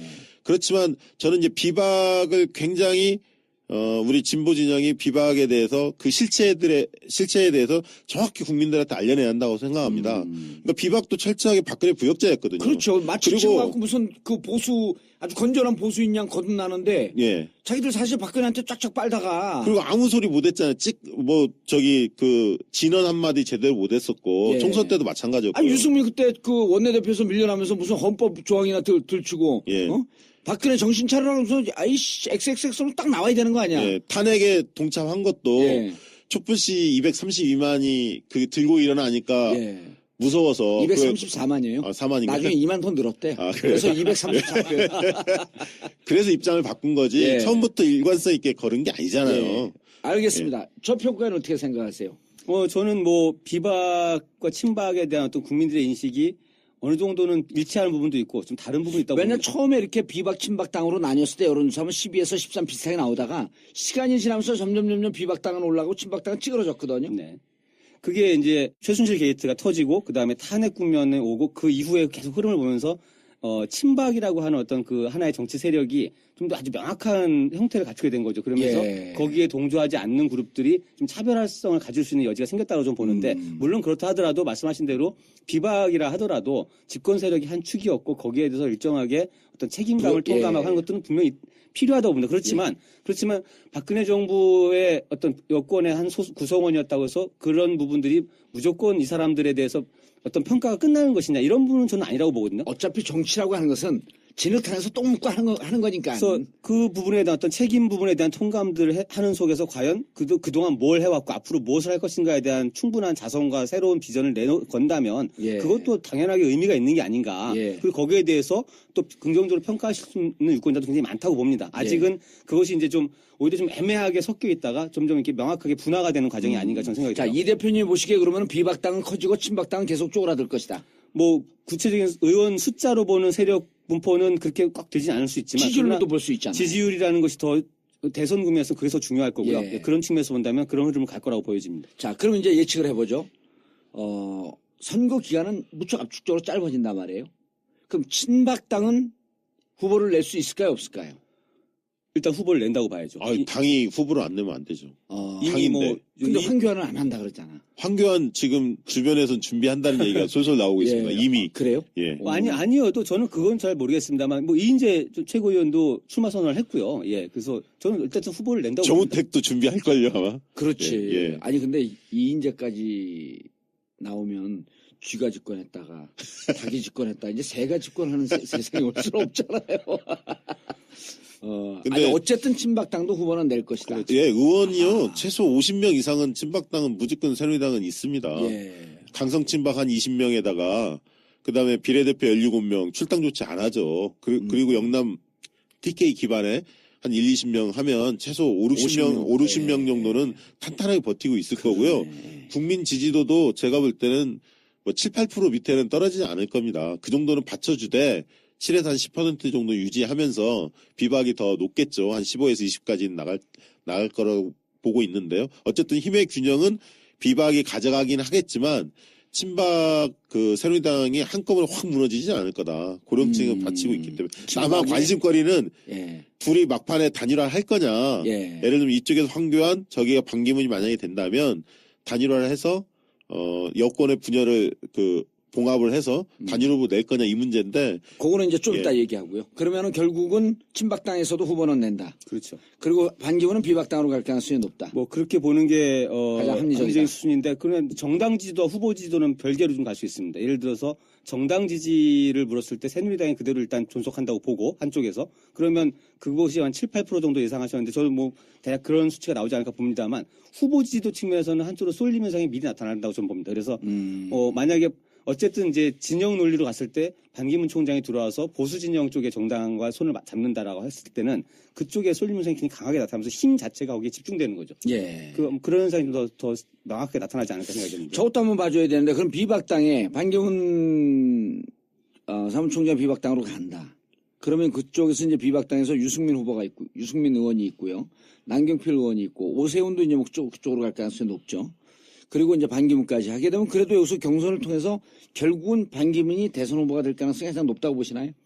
저는 지금 여론 구조를 깨트릴 정도의 파격적인 어떤 퍼포먼스가 있을까 다른 예. 후보들 속에서 그 예. 부분은 좀 어렵다고 봅니다. 이건 어때요? 저를 사면 복권시켜서 제가 비박당으로 가서 아니, 권한대행이 사면복권 시킬 수 없다니까요. 그러니까 한번 재미로 한번 해보는 거지.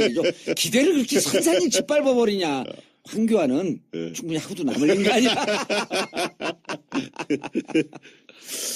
그쪽에서 반기문의 지금 지지를 또 시기도 짧은데 네. 그걸 뒤집을 만한 돌출 변수는 없을 것이다. 뭐 변수가 없다라고 말하기는 어렵지만 그러나 과연 워낙 차이가 있기 때문에 예. 그게 뒤집힐 정도의 어떤 그동안 이제 사실 다른 분들은 좀 많이 노출이 된 거잖아요. 유승민, 예. 남경필, 뭐 원희룡 지사는 모르겠습니다만 뭐 그렇죠. 등등 했을 때 과연 이제 그동안 보여줬던 유권자한테 보여줬던 모습보다 정말 새로운 어떤 그런 모습으로 경선 과정 속에 짧은 경선 속에서 예. 그런 어떤 이변을 만들어낼 수 있을까 이 부분이 조금 어렵다고 보이는 거죠. 아니 예를 들어 반기문의 결정적인 단점이 딱 나오면요. 그럴 경우에는 정말 이게 예측 불가능한 상황으로 예를 가요. 들어 숨겨놓은 뭐 이런 얘기가 막 나오면은 그러니까 뭔가 지금 패를 하나 가지고 계신 거죠? 저요? 예. 2%까지 떨어뜨릴 수 있어요. 맘만 먹으면. 좀 가지고 계세요. 네. 너무 빨리 쓰지 마시고. 나는 안 깔 거야. 끝까지. 그거는 어떻게 보세요? 일각에서 나오는 지금 흔히 얘기하는 양극단만 제외하고 중간지대가 다 모이자. 안철수 의원이 예전에 그 얘기를 많이 했잖아요. 예. 친박 친노만 제외하고 모두 모이자. 그거는 김무성 박정부 대표가 얘기해야 되는 거 아니에요? 예, 아니 그러니까 보수에서는 어떻게 보는지. 그러니까 비박신당하고 국민의당 지금까지 안철수가 옛날에 그 얘기는 했다가 요즘은 주워 담았죠. 주워 담았죠. 절대 그런 일 없다. 박지원 의원도 그렇게 예. 강력하게 그래서 표명했죠. 그 찢어져 나오는 비박과 특히 새누리당 출신들과 연대하는 일은 결코 없다. 이런 선언해버렸거든요. 네. 근데 그전에는 양극단, 친박과 친문을 제외한 중도 지정에서 만나자. 이런 얘기가 계속 나왔었는데 그 가능성은 어떻게 봐요? 저도 그게 지금까지 어떤 정치적인 메시지들 서로 각자가 내놓은 것들 뭐 노선들을 봤을 때 그럴 가능성이 굉장히 희박하다고 봤는데요. 그러나 한 가지 변수가 있습니다. 뭐냐면 개헌 문제입니다. 그 개헌이라는 이슈에 대해서 만약에 지금 국민의당 자체는 이제 개헌론으로 거의 당론이 정리가 됐다고 나오고 있죠. 근데 예. 안철수 전 대표도 만약에 그 부분에 대해서 동의를 하면서 선을 긋고 그 개헌론에 동참했을 때는 개헌이라는 것을 고리로 해서 소위 말하는 이제 뭐 어떻게 보면 반문연대가 될 수도 있는데 예. 문재인 후보는 어쨌든 지금 반대하고 있는 입장이니까 그 속에서는 세력 간의 어떤 연대 문제는 아니지만 이슈를 고리로 해서 뭔가 일시적으로는 동일하게 묶일 수 있는 어떤 전체 세력 하나로 묶일 수 있는 그런 틀도 좀 가능하다고 봅니다. 근데 촛불 정부에서 개헌론이 살아날까요? 저는 개헌이라는 이슈가 이게 중요할 수 있는 게 뭐냐면 지금 이제 야권의 다른 후보들은 이 임기 단축 공약을 얘기를 벌써 하고 있지 않습니까? 예. 2020년 개헌에서 3년짜리 대통령을 하고 개헌해야 된다. 근데 만약에 그런 것들이 좀 더 크게 움직임이 있을 때는 이것이 지금 대선 전에 개헌하자는 얘기 아니고 그 개헌의 방향을 정해놓고 차기 대통령이 개헌해야 된다는 걸 준비를 하자는 얘기인데 그 준비 자체에 대한 논의 속에서 찬반론으로 이렇게 붙었을 때는 저는 충분히 이슈가 될 수 있다고 봅니다. 저는 우리가 이 관련해서 개헌과 정계 개편에 대해서 사실은 이 책에 많이 담아냈습니다. 이미 예. 많이 담아냈고 저는 이제 국민의당이 그 비박 신당하고 통합을 하거나 연대하기 어렵다라고 보고 있습니다. 그것은 이제 탄핵 정국 때문에 그 지지층이 반대하기 때문에 그럼 국민의당 호남의 지지가 근거 그러면요. 아니에요? 난리 나는 예. 거죠. 그리고 아까 개헌에 대해서 이미 최근에 여론조사들이 많이 쏟아져 나오고 있지만 대선 전 개헌에 대해서 60% 이상이 반대하고 있습니다. 예. 차기 정부가 하라는 얘기거든요. 예. 그래서 그런 개헌을 고리로 해처모여식의 그 정당을 꾸린다는 것 자체가 정체성도 모호한데 다른 정당들이 현실성이 모이는 없다. 현실성이 없다고 봅니다. 예. 다만 이제 손학규 전 대표 정도나 정운찬 이런 사람들을 국민의당에서 어떻게든 끌어당겨서 지금 안철수 대표 혼자 있기 때문에 대선 후보가 이게 오히려 역동성이 떨어지고 있다. 그래서 다른 사람들을 링 위에 불러내야 한다. 국민의당 속으로 들어오게 예. 이렇게 자꾸 하다 보니까 개헌 부분이 더 커지는 것 같아요. 그 유인 동기를 만들기 위해서. 하지만 저는 뭐 손학규, 정운찬 이런 분들이 국민의당 가세한다고 해서 예. 그게 민주당을 위협할 정도의 정당 지지세는 아니다. 아니다. 자, 예. 그럼 구도 얘기할 때 다시 한번 보고요. 이제 선거 대선 시계는 당겨졌어요. 네. 그 가능성이 무척 높아졌죠. 그렇죠. 어쨌든 헌재에서 이 탄핵을 인용할 가능성은 국민들의 뜻을 따르겠다. 네.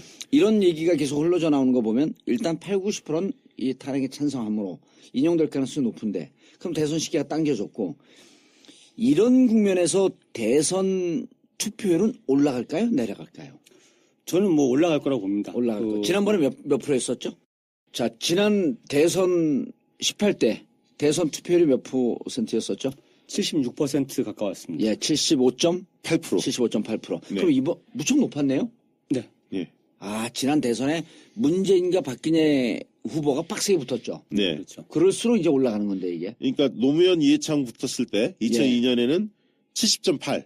예. 그러다가 17대인 이명박 정동영 붙었을 때 63으로 확 줄었다가 완전 그때 이명박이 이기는 예, 거였으니까. 원사이드였으니까요. 예. 근데 이번에 이제 지난번에는 75.8로 높아졌죠. 12%나 올라갔네요. 예, 많이 13%점. 올라갔죠. 예, 예. 이번에도 역시 75.8을 웃돌 거라고 보시나요? 저는 높을 거라고 봅니다.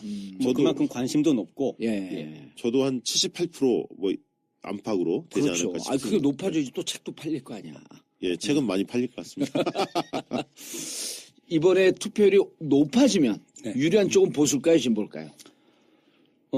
기본적으로는 이제 진보 진영이 좀 더 유리하다고 보여지는데 예. 그러나 그 지난 이명박 그 정동영이 대결했던 그 대선을 제외하고는 대선 투표율이 워낙 높았습니다. 그래서 세대 간 투표율 격차가 그렇게 크지 않았고요. 아, 세대 오히려 간 20, 30대가 그렇게 생각하시는 것만큼 대선에서는 투표율이 낮지 않았어요. 그래서 투표율이 올라간다, 여기서 더 올라간다는 얘기는 전체 국민들이 다 대선에 관심 갖고 있다고 보기 때문에 특정 계층이 특정 연령대가 올라가진 않을 것이다. 그 대선에서는 그럴 가능성이 많습니다. 워낙에 높았기 때문에. 그러니까 지금 5, 60대 인구 수가 예. 상당히 많이 늘었거든요. 지난 2012년에 비해서. 그렇죠. 지금이 예. 대세죠. 이게 238만 명이 늘어났습니다.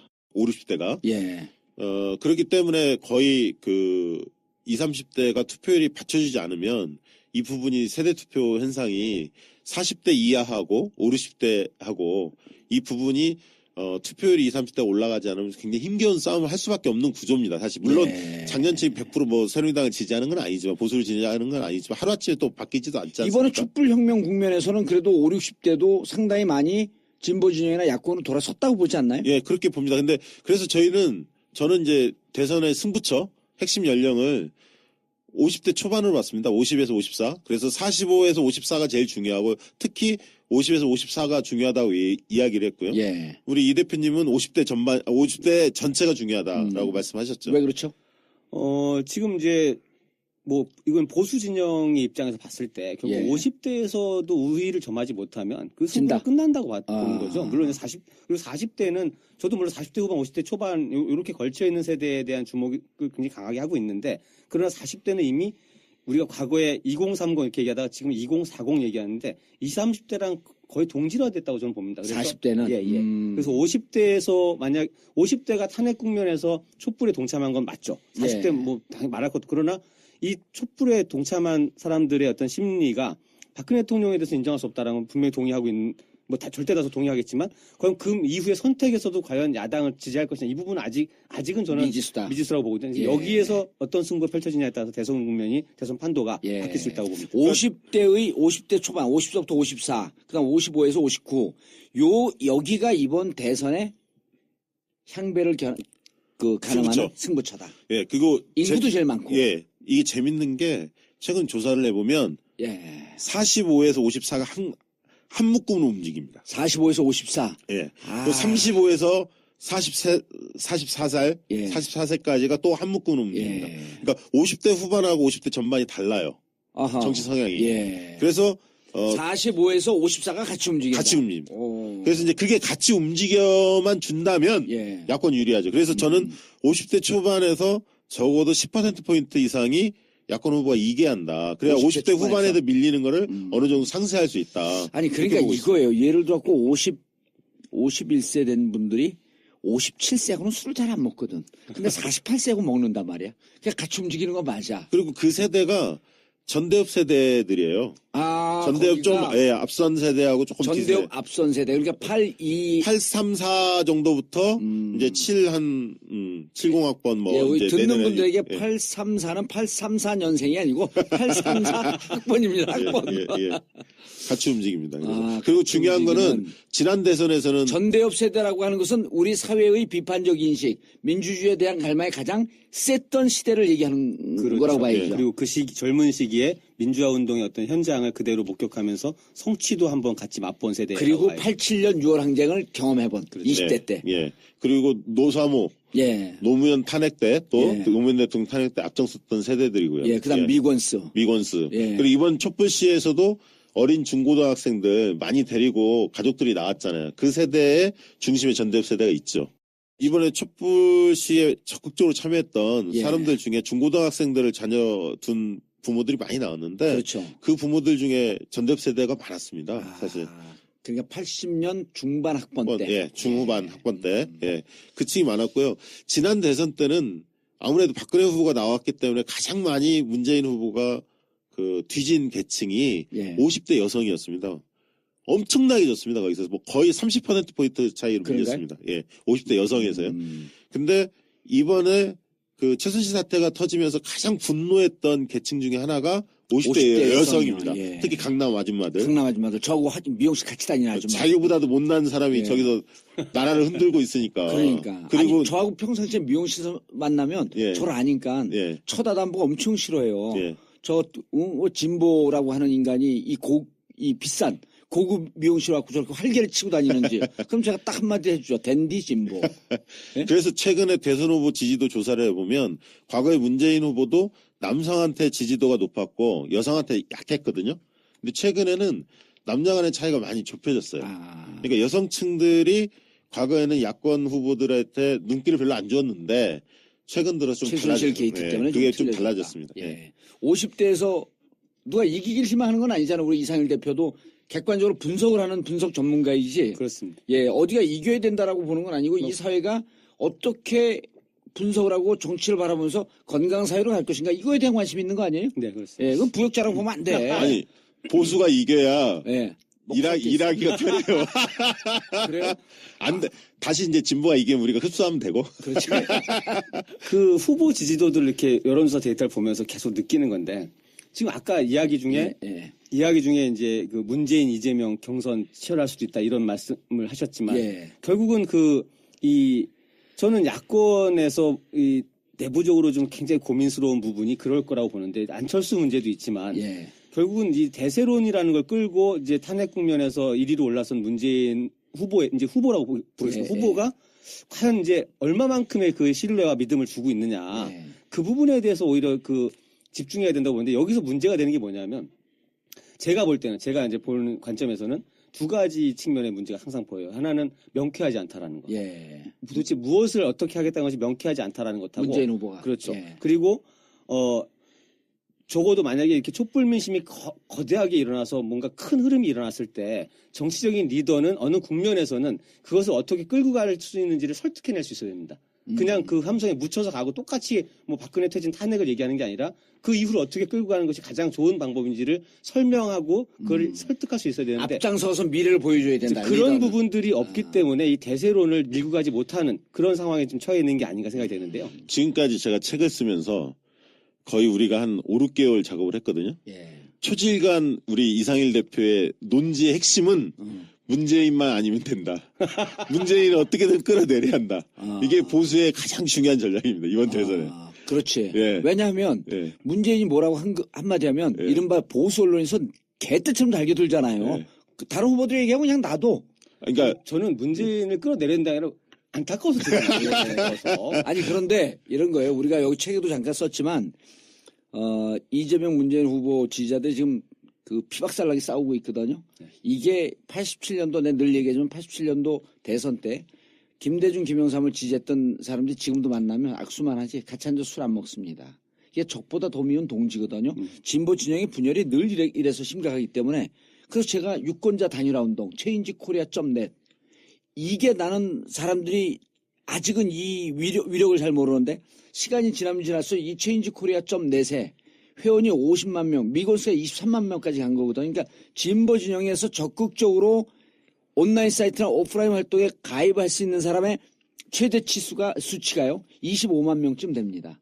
그분들이 이번에 들어와갖고 여기서 후보 중심으로 움직이지 않고 우리의 정권 교체 과제를 놓고 악플을 달지 못하게 하고 선풀을 갖고 정책 검증하고 이런 문화가 만약 정착이 되면 이번 선거는 볼 것도 없어요. 그러니까 결론 정봉주의 체인지코리아.net 운동 여럿이 같이 하는 건데 이걸 봐주면 이건 정권 교체된다. 아, 그거 우리가 중요하게 봤고요. 그건 진짜 제 이번에 우리 책에도 그게 소개돼 있습니다. 뭐 수석 그걸 전 국민 운동으로 확산시킨 걸 제가 봤는데 예. 뭐 그런 정도의 파워가 만약에 정말 유권자 단일화 운동 이런 예. 것들이 된다 그러면 말씀하신 대로 그게 가능하다고 봐요.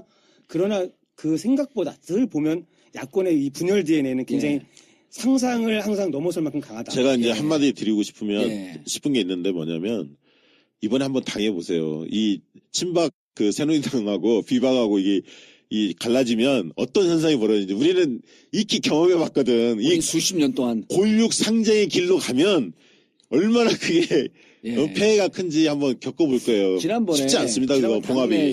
당내에서 최순실의 남자 8인 그러니까 친박에서 김무성, 유승민을 해갖고 배신의 아이콘 이런 거는요 우리 진보 진영 분열돼 있을 때는 그런 거는 그냥 마사지 정도 수준이에요. 그건 비판도 아니야. 그렇죠. 그러면 서로 바늘로 뼈 마디마디를 쑤실 정도로 아프게 얘기를 하거든요. 그리고 그렇게 갈라지고 그런데 그래서 이번에 어쨌든 진보 진영은 역사상 최초로 우리끼리 갈라치지 말자라고 하는 태동이 되는 거고 보수 진영은 이제 우리도 한번 좀 갈라져 보자. 근데 조금만 돌아가서 보시면 예. 이미 갈라진 거예요. 이미 야당이 지금 뭐 국민의당이 따로 나와 있고. 아니 그러니까 우리는 이미 그랬던 경험을 거고 그게 좀 이어져 왔던 거고 예. 이제 비박 신당하고 새누리당이 갈라져 나오면 예. 둘이 지금 당 안에서 싸우는 건 일도 아니라는 얘기예요. 제 얘기는 예. 막상 갈라져 나오면 정말 어마어마하게 감정 대립이 이루어질 마지막으로 겁니다. 마지막으로 예. 구도 보시죠. 자, 현재로서는 비박 친박당이 나눠지고, 자 민주당, 안철수, 정의당까지 있고요. 네. 정의당이 이제 뭐 시간이 가면서 점점 더 민주당과 함께 정책을 연정할 가능성이 연정할 있죠. 가능성이 무척 높아져 예. 있기 때문에 일단 정의당은 논의 변수로 본다고 할지라도 4개의 그 계파가 나뉜 거거든요. 네. 그럼 앞으로 이 대선 구도가 2파전으로 갈 거냐, 3파전으로 갈 거냐, 4파전으로 갈 거냐, 이거에 대한 예측. 저는 일단 뭐 시작은 4파전으로 가지만 예. 결국 그 이 보수 이제 뭐 비박 신당과 새누리당은 뭐 본선 구도까지 갔을 때는 어떤 형태든 간에 합쳐질 가능성이 많다고 보고요. 그 3자 구도가 최종적인 대선 구도가 될 가능성이 많다고 봅니다. 아, 3자 구도가. 네. 그럼 3자 구도는 민주당과 안철수당과 예. 국민의당이죠. 그 다음에 역시 다시 하나가 되는 새누리당. 새누리당은 아니겠죠. 뭐 보수입니다. 후보 단일화. 후보 뭐 이런, 단일화. 예. 아, 그 얘기죠. 후보 단일화. 저는 후보 단일화 형태는 아닐 가능성도 많다고 봅니다. 저는 그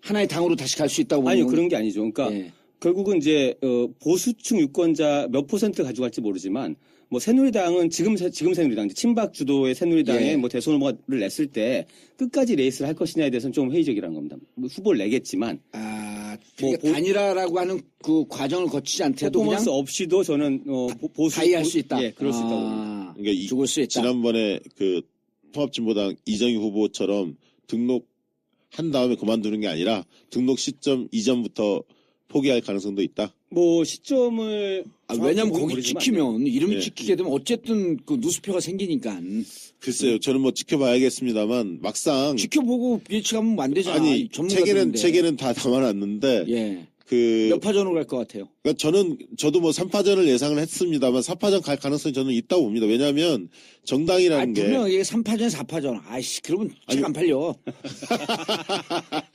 책에는 그 전 단계까지 다 들어가 있고요. 예. 황교안 총리가 권한대행이 나올 가능성이 있어서 그렇게 됐을 경우에 어차피 새누리당은 대선을 포기하고 보수의 주도권을 잡으려고 갈 가능성도 있거든요. 예. 그래서 반기문 그 신당, 비박 신당이 무너지면 그 뒤에 지방선거나 그 이후에 총선 2020년 아, 비박 신당이 무너진다고요? 아니 대선 지면 비박 신당 무너지죠. 그렇죠. 예. 그러면 보수의 주도권을 다시 새누리당이 잡아올 수도 있기 때문에 예. 황교안 총리 권한대행이 만약에 후보로 나서서 지지율이 어느 정도 되느냐의 문제인데 뭐 한 7, 8%를 만약에 버틸 수만 있으면 예.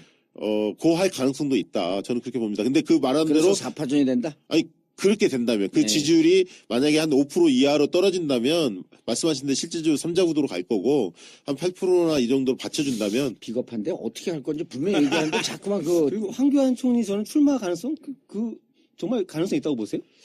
아니 지금 옆에서 상당히 그 부추기는 사람들이 많더라고요. 그건 그 벌써 늘 대선 일이라니까. 후보 지지도 조사 느니까 3몇 프로 나와서 예. 고무가 많이 됐다고 합니다. 아니 그리고 황교안 쪽에서 로비를 한 것 같아. 뉴욕타임즈에. 뉴욕타임즈에서 계속 노주잖아요. 예. 그래서 자 3파전 4파전 분명히 얘기하세요. 아니 3파전으로 갈 가능성이 제일 많죠. 3파전을 예. 갈 가능성이 높고 그래서 보수 진영은 결국은 한 명의 후보 예. 그다음에 이쪽에 이제 안철수와 더민주 이렇게 3파전으로 간다. 네. 자 그럼 이제 마지막으로 득표율을 예측을 해야죠. 그거는 누가 이길 거냐. 3파전으로 갔을 때 그거는 사람을 까면은 아니, 사람은. 사람 까면 안 되죠. 사람 까면 안 되죠. 예. 그러니까 더민주당 후보, 그 다음에 보수의 후보, 안철수, 누가 이길 가능성이 현재로서는 가장 높다. 그 임박에서. 저는 그렇게 예측했습니다. 예. 민주당 후보가 45%, 예. 그다음에 비박신당 뭐 거기는 이제 반기문 유력하니까요. 38%, 안철수 17%로 예상했습니다. 아주 구체적으로 예. 예측을 하셨네요. 그래서 민주당 후보가 7%포인트 승리한다. 승리한다. 올해 이상일 대표는요. 뭐 저는 책의 논의를 하는 과정까지는 예. 결국 이 새누리당이 어떤 형태로 어느 시점에 과연 예. 저는 분당이 된다고 보긴 했는데 분당을 해서 새롭게 세력을 구축할지가 불확실한 상태에서 얘기했기 때문에 뭐 야, 그렇게 오늘 분당한대잖아요, 이제. 예, 구체적인 예측은 못했습니다만 저는 지금 그 상태에서 만약에 3자 구도가 된다면 아마 그 두 당 보수신당과 더민주 후보가 굉장히 그 박빙승부가 될 거라고 보거든요. 박빙승부가 예. 될 거다. 아주 미세한 이기든 승부가- 지든 2, 3% 안에서 예, 저는 승부가 그렇게 날 봅니다. 것이다. 예. 예. 그런데 누가 이길 것 같아요? 지금까지 상황을 봤을 때 저는 보수신당 후보가 오히려 3자 구도에서는 가능성이 예. 더 많은 게 아닌가 생각이 됩니다. 먹고 살아야 돼요. 아니야, 지금 객관적으로 얘기하는 거 같은데. 예, 맞아요. 그러니까 이 얘기를 왜 들어야 되냐면 이거 선거 이긴다고 녹록하게 대응했다가 당신들 진다 이런 얘기하는 그러면, 거예요. 예. 얼마나 아픈 얘기예요. 저런 얘기를 듣지 않고 무조건 우리가 이겨갖고 샴페인 미리 터뜨리고 있거든요.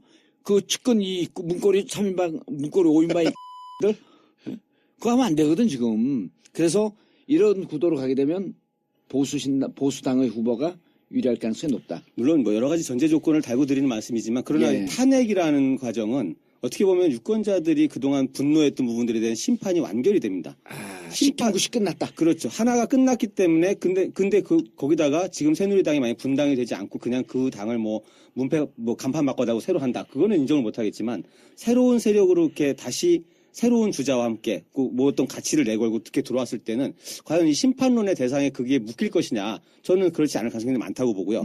그런 것들을 봤을 때는 충분히 아까 보수 진영의 어떤 복원율을 한 70% 보셨지만 예. 저도 뭐 100% 복원은 안 된다고 보지만 그러나 또 상대적으로 분명히 야권도 아직은 과연 수권 정당, 수권 후보로서 능력이 과연 될까라는 회의감을 극복하지 못했기 때문에 예. 그런 불안감 표들을 했을 때 충분히 승부는 미세하게 갈 수도 있다고 저는 보는 편이죠. 박빙의 승부로 갈 수 있다. 갈 수도 있죠. 예, 그래서 박빙의 승부로 가면서 이미 탄핵이라고 하는 것을 갖고 국민들의 한풀이가 끝났기 때문에 그렇죠. 그리고 박근혜 피의자가 구속이 되는 장면을 목도했기 때문에 목도할 것이기 때문에 그 시점까지는 잘 모르겠습니다. 예. 근데 일각에서 그러니까 대선은 전망적 투표라고 흔히들 이야기하잖아요. 예. 총선은 총선은 회고적 투표라고 얘기하는데 그러니까 이번 선거는 과거에 비해서는 회고적 투표 성향이 좀 높아진 건 사실입니다. 예. 워낙 충격이 컸기 때문에 그렇지만 그럼에도 불구하고 전망적 투표 여전히 중요하다. 전망적 투표 예, 중요하다. 그러니까 결국 미래 비전과 관련해서 시대 정신과 관련해서 예. 누가 더 잘 해결해 나갈 수 있느냐 예. 그런 어떤 신뢰, 믿음을 주는 것이 굉장히 중요하다 예, 그렇게 보고 알겠습니다. 있습니다. 박시영 부대표는 여전히 더민주 후보가 유력하다. 아, 저는 그렇게 보고 있습니다. 그래서 예. 어디가 이기든 우리 이상일 대표는 어디가 이기든 2, 3% 박빙승부가 나는데 현재로서 3파전으로 가게 되면 보수 진영 후보가 유리할 것으로 보인다. 네. 이 두 분, 세 분이 함께 쓴 19대 대통령에 대한 미래 예측 그리고 이제는 깨어있는 시민으로서 좀 똑똑한 시민이 돼서 우리의 국민의 뜻을 예. 가장 잘 헤아리는 대통령이 나올 때 국민들이 행복해질 수 있다. 네. 라는 말씀으로 마무리 짓겠습니다. 정봉료의 전국구 마치겠습니다. 감사합니다. 감사합니다. 감사합니다. 공개 방송이 있습니다. 오후 4시부터 8시 정도까지고요. 장소는 세종문화회관과 정부 종합청사 사이입니다. 자세한 내용은 전국구 홈페이지 imtv.or.kr imtv.or.kr이나 다음 카페 정봉주와 미래 권력들에서 확인해 주시기 바라겠습니다. 어쨌든 세 분이 19대 대통령이라고 하는 책을 썼어요. 네. 의도가 뭐예요, 이게? 그러니까 대선이 다가오는데 예, 정말 그 민심의 기초에서 예, 정치 공학에 머물지 않고 사람들의 심리를 분석하면서 또 여의도 정가도 알고 예. 또 선거에 대한 이해도도 있는 사람들끼리 모여서 뭔가 의미 있는 책을 하나 내자. 예. 근데 이게 한쪽 진영의 입장만을 내면 재미없다. 그렇죠. 보수 진보 각각의 대표할 수 있는 사람들끼리 모이자. 예. 그러다 보니까 저는 참여정부에서 여론조사 국장을 했었고요. 그렇죠. 청와대에서. 또 이상일 대표를 그 전부터 알고 있었거든요. 이명박 정부, 박근혜 정부에서 여론조사 담당을 했었거든요. 예. 그리고 이제 선거 시기마다 또 서로들 모여갖고 내기도 하고 그러잖아요. 그렇죠. 예. 지난번에도 한번 총선 때 내기 했었는데요. 먹었죠, 이번에. 제가 먹었는데 돈은 안 주더라고요. 그래서 이제 배임죄, 배임죄. 대선 그런 필독서가 좀 필요하다. 예. 유권자들한테 현명하게 판단할 수 있는 뭔가에 담긴 내용들을 전달하자. 그리고 또 한 가지는 대선 캠프에서 일하는 분들이나 정당에서 일하는 분들이 너무 정치공학적 해석이 난무해요. 그 틀에서 헤어나지 못해요. 그래서 좀 시야를 넓혀주자. 그런 목적도 있었고 또 보수 진보가 논의를 하다 보면 우리는 모르는 것. 보수의 주장 중에 상당히 설득력 있는 것도 있거든요. 예. 이제 그런 것들을 시야를 좀 좁혀보자. 그렇죠. 그런 예. 측면도 있었습니다.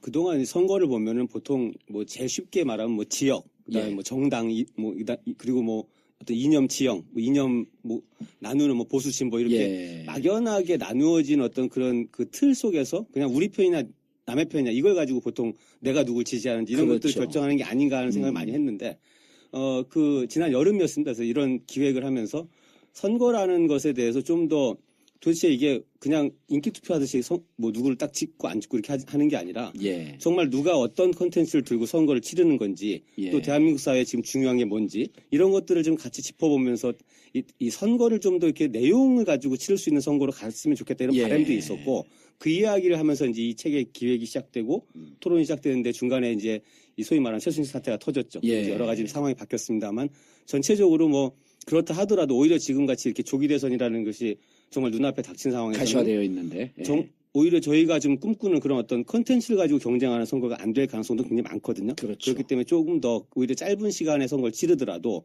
그런 것들, 후보를 보고 인기 투표해서 이렇게 찍는 게 아니라 저 사람이 도대체 무슨 비전을 갖고 있고 예. 무엇을 얘기하는지 제대로 보고 선거가 돼야 된다. 이런 생각은 좀 그대로 변함이 없고요. 오히려 정말 중요한 예. 상황이 된 것 같아요. 타이틀이 19대 대통령.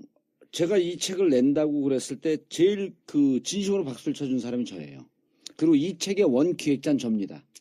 이제 추천사 아주 감사하게. 추천서뿐만이 아니라 이게 왜 이 생각을 했냐면 지난해 우리가 선거 총선 앞두고 제가 제안했고 알고 찍자라고 하는 여론조사 방송을 했어요. 여론조사 방송. 네. 생전 기가 막힌 거거든. 그게 많이 안 들어갔고 이제 그리고 또 선거법으로 출마할 사람들이기 때문에 작년 12월에 멈췄는데 그때부터 쭉 이 아이디어가 간 거예요. 이제는 선거를 파퓰리즘에 근거해서 우리가 지난 총선 때도 맞췄잖아요. 네, 맞췄죠. 방송에 나서 정치 좀 해본 인간들이 개나 발을 불어대. 자기가 조금 생각하는 걸 갖고 뭐 165석, 180석 우리는 새누리당 과반 무너진다. 민주코리아하고 같이 해갖고 그때 만약에 아젠다 센터하고 같이 했으면 어떻게 됐을까 결과가? 여기도 그렇게 예측했나요? 저는 총선 끝나고 반성문 썼습니다. 그 언론 매체에 아. 저는 그때 당시에 아무리 그렇다 하더라도 결국 이 야권 분열, 구도 이슈가 더 크게 작용해서 과거의 선거를 보는 관점에서 못 벗어났던 거죠. 그래서 선거 끝나고 공개 반성문 썼습니다. 예. 그때 몇측 예석이 저는 뭐 몇석 예측? 적어도 뭐 160 이상 나올 160 거라고 이상 봤었고요. 나왔습니다. 뭐 예. 전체가 다 그랬으니까요. 또 그런 분들이 계셔야지 또 정봉주 같이 이렇게 빛나는 분도 계시는 것이 뭐. 예, 또 이렇게 제가 별이 빛날 때 밑자락도 깔아주고. 자, 근데 19대 대통령, 정말 의미 있는 책이 나온 게 네. 나는 이게 최순실 국면이 왔는데 너무나 정확하게 예측을 하고 책을 준비한 것 같아요. 네. 왜 그러냐 하면 네. 지금 이 국면에 170만, 220만 거리 나오잖아요. 이 거리 나오는 시민들이 이 촛불을 통해서 뭘 얘기하고 있냐면 우리가 정치인을 제대로 감시하자. 깨어있는 시민이 되자. 똑똑한 정치 관찰자가 되자. 이 선언을 한 거거든요. 이게 다를 때 나왔으면 아마 책이 안 팔릴 수도 있어. 그렇죠. 예. 이번에는 대통령이 어떤 사람이 대통령이 되지? 너무 말도 안 되는 국정농단을 보고 있으니까. 그래서 이걸 좀 과학적으로 연구하고 정말 선거를 좀 제대로 하기 위해서 우리 인식의 지평을 열자라고 하는 욕구가 반드시 지금 있거든요. 그렇죠. 그럴 때 책이 나오니까 출판사 사장이 입이 찢어졌어요. 이게 대박이 터질 것 같아갖고. 이게 예. 우리 박시영 부대표가 준비한다 그러길래 당장 가져와라 이거. 사람들한테 꼭 들려줘야 될 얘기다. 네. 감사합니다. 예. 이게 지금 책이 한 분량이 한 560페이지예요. 굉장히 좀 두꺼운 책입니다. 근데 재미있나요? 예. 굉장히 재미있고요. 우리가 이제 최순실 사태 이전부터 기획해서 쭉 썼는데요. 그러니까 그 유권자들에 대한 분석에 대한 내용도 있고요. 예. 보수 진보에 대한 어떤 그 진영에 대한 이해, 그리고 정당에 대한 분석, 예. 그다음에 총선에 대한 교훈, 시대 정신, 그리고 최순실 게이트가 미친 영향, 그리고 역대 선거에 대해서 의미 있는 여론조사로 분석한 내용들, 예. 그리고 대선 구도, 복잡한 구도들이죠. 그다음에 예. 이제 대선 후보들에 대한 인물평, 그리고 각 당의 경선 전망, 그다음에 보수의 집권 전략, 진보의 집권 전략, 그리고 마지막으로 19대 대통령 예측 이런 형태로 내용이 짜여 있습니다. 이게 상당히 내용이 충실하게 담겨 있고요.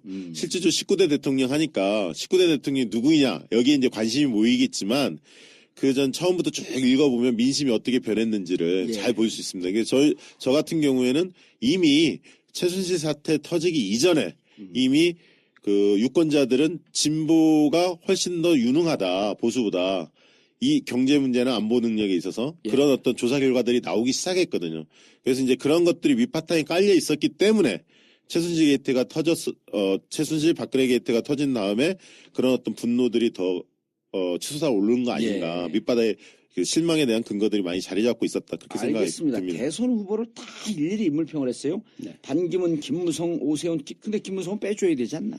아니, 원래 빼려고 했는데 또 이상일 대표가 가까워요. 그래서 일부러 넣어줬습니다. 네. 그러니까 이상일 대표와 김무성은 박근혜와 최순실 관계다. 아직 아니고. 개인적으로 뵌 적이 없어서. 자, 오세훈, 남경필, 유승민, 안철수, 문재인, 박원순. 야, 이거 재밌네요. 그리고 안희정, 김부겸, 이재명, 손학규. 그리고 상대 진영에서 본 우량주. 정봉주 없는 게 참 안타깝긴 하네. 기타 인물을 넣을까 하다가. 출마 선언만 하셨으면. 그냥 이거 비선거권 없어도 출마 선언할 거랬어. 그런 사람들이 정치를 코미디화했다 그러지. 둘이 이 내용을 책 내용을 미잘고잘 얘기하는 것보다도 둘이 쓰면서 이게 관점이 좀 틀렸을 텐데 토론하고 그러면서. 그렇죠.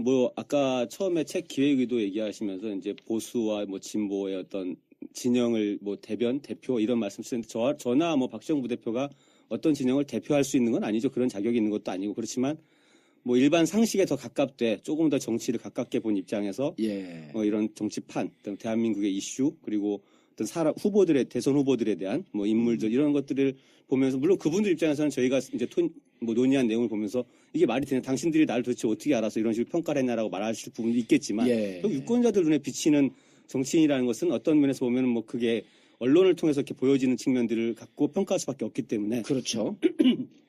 그런 것들에 대한 그 논의를 이어갔고요. 그리고 그런 과정 속에서 보면은 저는 아무래도 이제 보수 정권에서 이렇게 일을 하면서 제가 보수 진영을 대표하거나 그래야 대변해야 될 입장은 아니지만 그러나 과연 이제 이 보수라는 것도 하나의 어떤 이게 지금 보실 때는 어쩌면 뭔가 이렇게 멸망시켜야 되는 망가져. 전 진짜 그렇게 생각 안 해요. 그렇게 보실 수도 있겠지만 보수도 정치적 우리 동반자이고 동업자이기 때문에 보수가 좀 건전하게 거듭나야 된다. 전 그 주장을 늘 해요. 그렇죠. 저는 저도 그 각도에서 보수라는 것이 과연 무엇을 추구해야 되고 뭐가 바른 길인가에 대한 고민을 시작했었고요.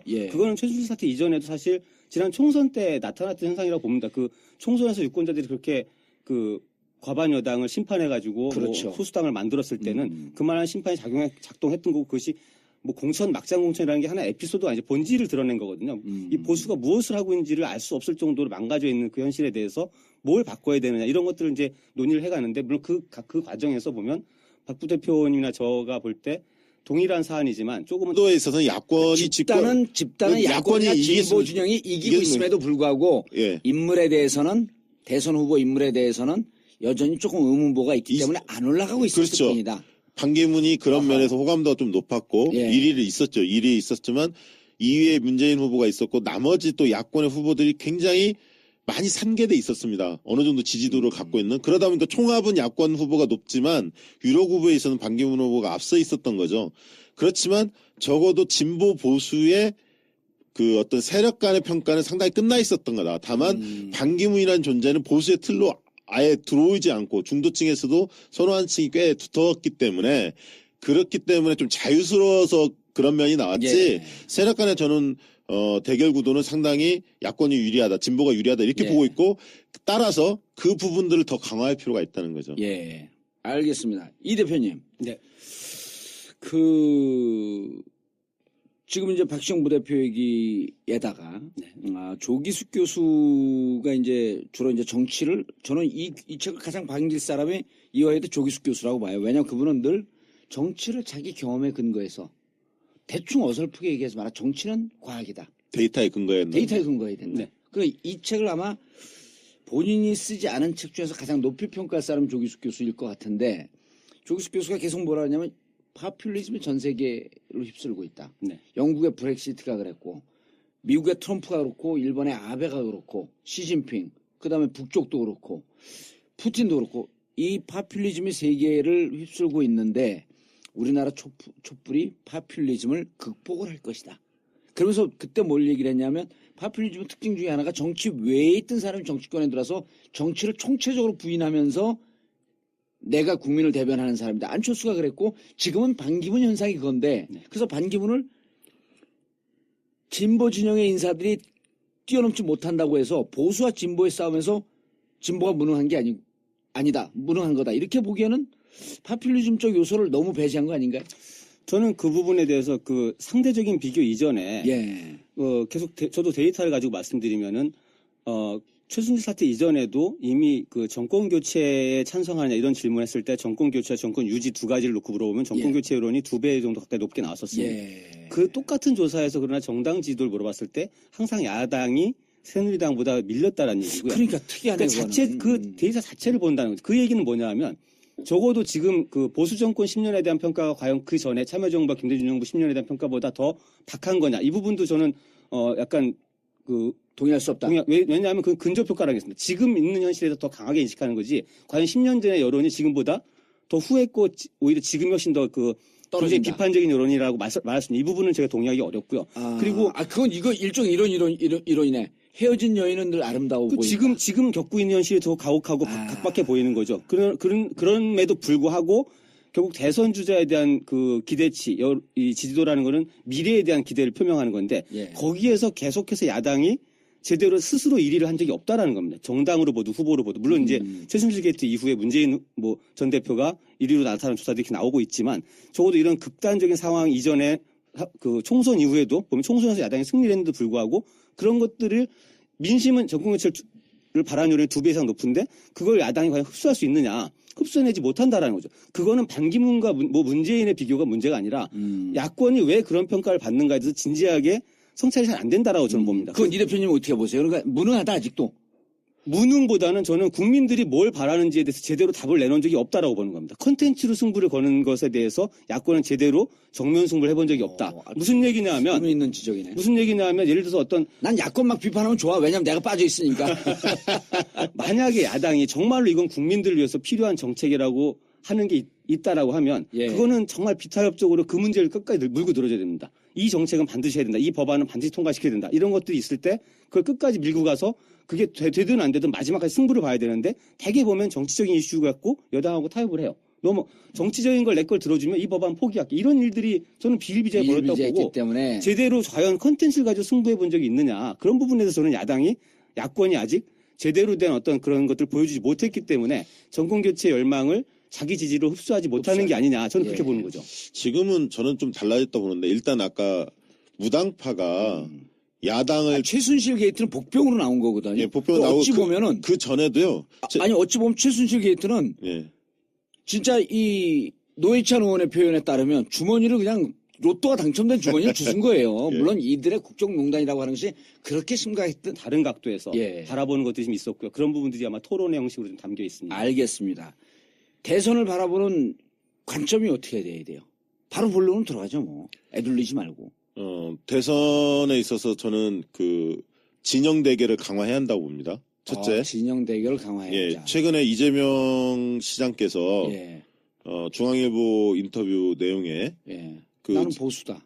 나는 보수다 그 얘기도 있었지만 진보가 무능하고 무책임하고 종북 프레임에 빠질 수 있다. 진영 대결을 하다 보면 따라서 그렇게 가서는 안 된다. 이렇게 말씀하셨는데 느닷없이 갈짓자 행보를 해요. 저는 동의하지 않습니다. 그 점에 대해서. 그 점에 대해서 나하고 박시영 부대표하고 15년 전서부터 동의하지 않은 거 아니야? 아니 왜 제 소신도 있죠. 소신을 떠나서 국민들이 어떻게 판단하고 있는가가 중요하거든요. 어떻게 인식하고 있는가가 중요한데 아까 제가 모두에서 말씀드렸다시피 진보와 보수의 평가 자체가 진보가 훨씬 유능하다라는 측면으로 넘어갔습니다. 이미 국민들의 판단이. 예. 그런데 이것을 무능하다. 과거의 프레임, 예. 진보는 경제 능력도 없고 무책임하고 종북 이런 과거의 잣대로 판단하는 것은 현재 국민 인식에 근거한 것이 아니거든요. 예. 그래서 저는 진영 대결을 강화해야 한다. 그게 아하. 오히려 승리의 첩경이다. 그렇게 보고 있고요. 두 번째는 누가 이기든. 누가 이든. 그 진보는 진영 싸움 할수록 유리하다고 봅니다. 그리고 예. 반기문은 보수의 틀에 가둬야 한다고 보고요. 예. 그리고 경제 전선과 안보 전선에 있어서 회피하지 말고 전면 싸움을 해야 한다. 예. 그런 어떤 측면에서 그렇게 말씀드리고 싶습니다. 예. 알겠습니다. 동의하시나요? 동의할 수 없죠. 예. 지금 이제 왜냐면 질 것 같으니까. 아닙니다. 그 유권자들이 예. 이미 평가를 바꿨다. 그 진보 진영 야당에 대해서 더 유능하다는 평가를 내리고 있다고 말씀하시는데 저는 그 부분에 동의하기 어려운 게요. 사실 데이터를 가만히 보시면은 총선에서 물론 의석수는 이제 그때 새누리당이 졌습니다. 졌고 예. 크게 심판을 받았지만 득표도 지지 않았나요? 그렇죠. 그 이후에 여론들을 쭉 보시면 최순실 사태 이전까지만 하더라도 결국은 그 야당에 대한 지지율을 잘 보셔야 되는데 그 야권의 대선 후보 지지율을 다 보시면 예. 과연 그만한 평가를 받고 있는가라는 것이 실제로 드러나지 않죠. 그게 오히려 총선 때 그런 어떤 새누리당이 보여줬던 문제들 때문에 민심이 좀 바뀌고 당에 대한 평가가 박해졌음에도 불구하고 정당 지도는 여전히 새누리당이 1등이었고 대선 후보 지지율에서도 그 최순실 사태 이전까지는 반기문 총장을 유엔 사무총장을 뭐 보수 진영 후보로 넣었을 때 분명히 이기는 이겼어요. 사람이 없었죠. 그렇죠. 예. 그 얘기는 뭐냐면 물론 과거보다 야당에 대한 평가가 어느 정도 좋아진 거는 저도 인정하지만 과연 어떤 수권 정당으로서 대안으로 정말 유권자들이 인정을 하고 있느냐 이런 부분에 대해서 저는 아직 동의하기 좀 어렵고요. 예. 그리고 보수가 그동안 이제 기존의 총선 그다음에 이번 최순실 사태로 드러난 문제들에서 과연 이게 진짜 보수가 추구해야 될 방향이 아니라 그런 세력들이 아니었다면 이런 부분들을 좀 깨고 새롭게 컨텐츠를 가지고 어떤 가치와 컨텐츠를 가지고 보수가 다시 이 진영을 정비했을 때 저는 충분히 유권자들은 다시 평가받을 수 있는 기회가 있다고 보고 예. 아직 그런 평가들이 끝나지 않았다고 보는 끝나지 않다. 이 대표님. 근데요. 지금 이제 총선 때 보여준 민의는 결국은 새누리당이 과반을 무너뜨리고 그다음에 이제 일당으로서 민주당을 선택을 했지만 그 이후에 지지율을 보게 되면 민주당의 지지는 올라가지 않고 그렇게 총선 때 보여준 민의라고 하지만 그 이후에 이게 올라가지 않은 거는 여전히 진보에 대한 평가는 그렇게 그렇죠. 의문부호가 남아있다고 의문부가 보는 거죠. 남아있다. 그렇죠. 근데 역설적으로 오히려 그렇게 나타나지 않는 것은 여러 가지 언론 환경이나 현재 정권이 갖고 있는 이런 것 때문에 저평가되어 있다 이렇게 볼 수는 없지 않나요? 저는 진보 진영이? 총선에서 이미 승부가 이렇게 갈렸을 때 갈려면 다시 치고 올라가야 된다. 유권자들이 위축되고 어떤 내가 야권 진보를 지지한다라는 말을 꺼려하는 거는 전체적인 세가 위축됐을 때 얘기입니다. 그것이 이미 승리로 드러났을 때는 승리로 드러났는데도 안 그런 올라오는 것들을 건 표출하지 않을 이유가 없죠. 그걸 예. 두려워할 이유가 없지 않습니까? 예. 그러니까 지금 그 이번 대선이 굉장히 진영 대결하기에 유리한 건 뭐냐면 이명박근혜 정부 10년 전에 예. 국민의 정부 참여정부 10년이 있었잖아요. 그러니까 10년을 비교하기가 아주 좋은 거예요. 유권자들이 볼 때는. 아하. 그러니까 이게 많이 그렇지. 예. 떨어져 있으면 이게 비교하기 힘든데 국민의 정부 참여정부 딱 10년 했고. 근데 보수 진보가 아직 진검 승부로 들어가지는 않았잖아요. 내가 빠져 있는데. 근데 지금 국민들의 인식을 보면 국민의 정부 참여정부 10년이 이명박 박근혜 정부 10년에 비해서 훨씬 잘했다는 거예요. 여러 가지 잘했냐 측면에서. 못했냐라고 하는 것을 보면 왜냐하면 다양한 각도로 물어보거든요. 예. 경제 능력, 사회 통합 능력, 외교 안보 관리 능력, 예. 뭐 이런 여러 가지 능력을 물어봤을 때 실질적으로 진보 정권들이 더 잘했다는 평가가 여론조사 해보면 나옵니다. 다만 아까 최순실 박근혜 게이트 사건 이전에 확 치고 나가지 못한 부분은 인물이죠. 제가 볼 때 대선 후보 인물입니다. 예. 세력 선호 단 하나의 정통 정치 팟캐스트 정봉재 정국구 시작하겠습니다. 자, 오늘 최강욱 21대 대통령 후보는 일이 있었고 안 나왔고요. 오늘은 천기누설 19대 대통령을 예측한다. 이 탄핵 국면에 느닷없는 얘기 아니겠냐. 그런데 우리는 미래를 내다보는 방송이므로 19대 대통령을 미리 예측해 봅니다. 자, 오늘 함께 하실 분 왠지 코리아 컨설팅 박시영 부대표 자리하셨습니다. 네, 반갑습니다. 윈지 코리아 컨설팅의 박시영입니다. 예, 그리고 함께 하실 이상일 무슨 회사예요, 여기는? 제 아젠다 센터입니다. 아젠다 센터. 네. 아젠다 센터 이상일 이명박근혜 정권 부역자. 네, 안녕하십니까. 예, 부역자 맞나요? 참여한 것 자체를 뭐 그렇게 뭐 낙인 찍으신다고 하면은 뭐 그거는 뭐 제가 뭐라 말할 건 아니겠습니다만. 예. 아니 참여한 건 낙인 안 찍어요. 왜냐면 우리 밀정들도 있거든. 예. 이명박근혜 정권 청와대에서 근무하셨던 네, 그렇습니다. 무슨 파트예요? 저는 정무하고 홍보 파트에 있었습니다. 여론조사 담당했나요? 예. 여론조사 담당 우리가 좀 용서해줘. 예, 합리적 보수예요. 예. 괜찮죠. 그리고 왜냐면 어느 대통령 시절에도 있어야 되니까. 네. 예. 자, 오늘 12월 27일, 오늘은 의미 있는 날이죠. 이번 주에 29일 날, 안희정 충남지사가, 우리 전국구에 출연을 합니다. 그리고 12월 27일, 오늘 화요일은, 역사적으로 의미 있는 날이죠. 제가 종편을 계속 거부하다가, 네. 채널 A, 예. 외부자들, 전효옥, 진중권과 함께, 오늘 외부자들, 출연하는데, 한번 찾아보세요. 저도 정확한 시간을 모르겠는데 밤 11시 같아요. 밤 11시. 화요일 날 11시인가 그렇죠? 10시인가 11시인가. 예, 10시인가 11시. 그래서 예. 오늘 첫 방송하니까 우리 전국구 청취자분들께서 본방 사수해서 시청률 쫙쫙 올려주면 출연료도 쫙쫙 올라갑니다. 재밌게 만들었어요. 그리고 채널 A에서 부르는 게 이상하지 않아요? 그 진짜 외부자들 딱 이름 잘 지었는데. 예, 채널 A가 제일 빨리 전향을 했어요. 그래요? 내용적으로. 정권은 바뀐다. 원래 그쪽이 가장 셌잖아요. 가장 꼴통짓을 예. 많이 했죠. 동아일보도 그렇고. 예. 예. 그런데 빨리 돌아섰어. 방송에서 딱 소문이 났어요. 냄새를 잘 맡았구나. 정권 교체된다. 음. 정권 교체되는데 보험을 들어놔야 되는데 이 보험료가 예. 저평가 우량주가 누구겠느냐. 정봉주한테 붙은 거지. 그래서 내가 못 이기는 척. 그러는 거예요. 다른 방송에서 프로를 하려고 저한테 연락이 왔어요. 그러나 채널 A 한다 그랬더니 딱 대뜸 첫 마디가 거기 입장 바꿨다 그랬더니 바로 줄 섰네. 이렇게 나오더라고. 그쪽 국장이. 의미 있는 거죠, 우리 입장에서는. 네. 그러나 그렇다고 해도 그 채널 A가 잘못한 거. 또 우리 이상일 우리 여기 아젠다 센터에 뭐예요? 사장이? 대표예요. 네, 대표예요? 예.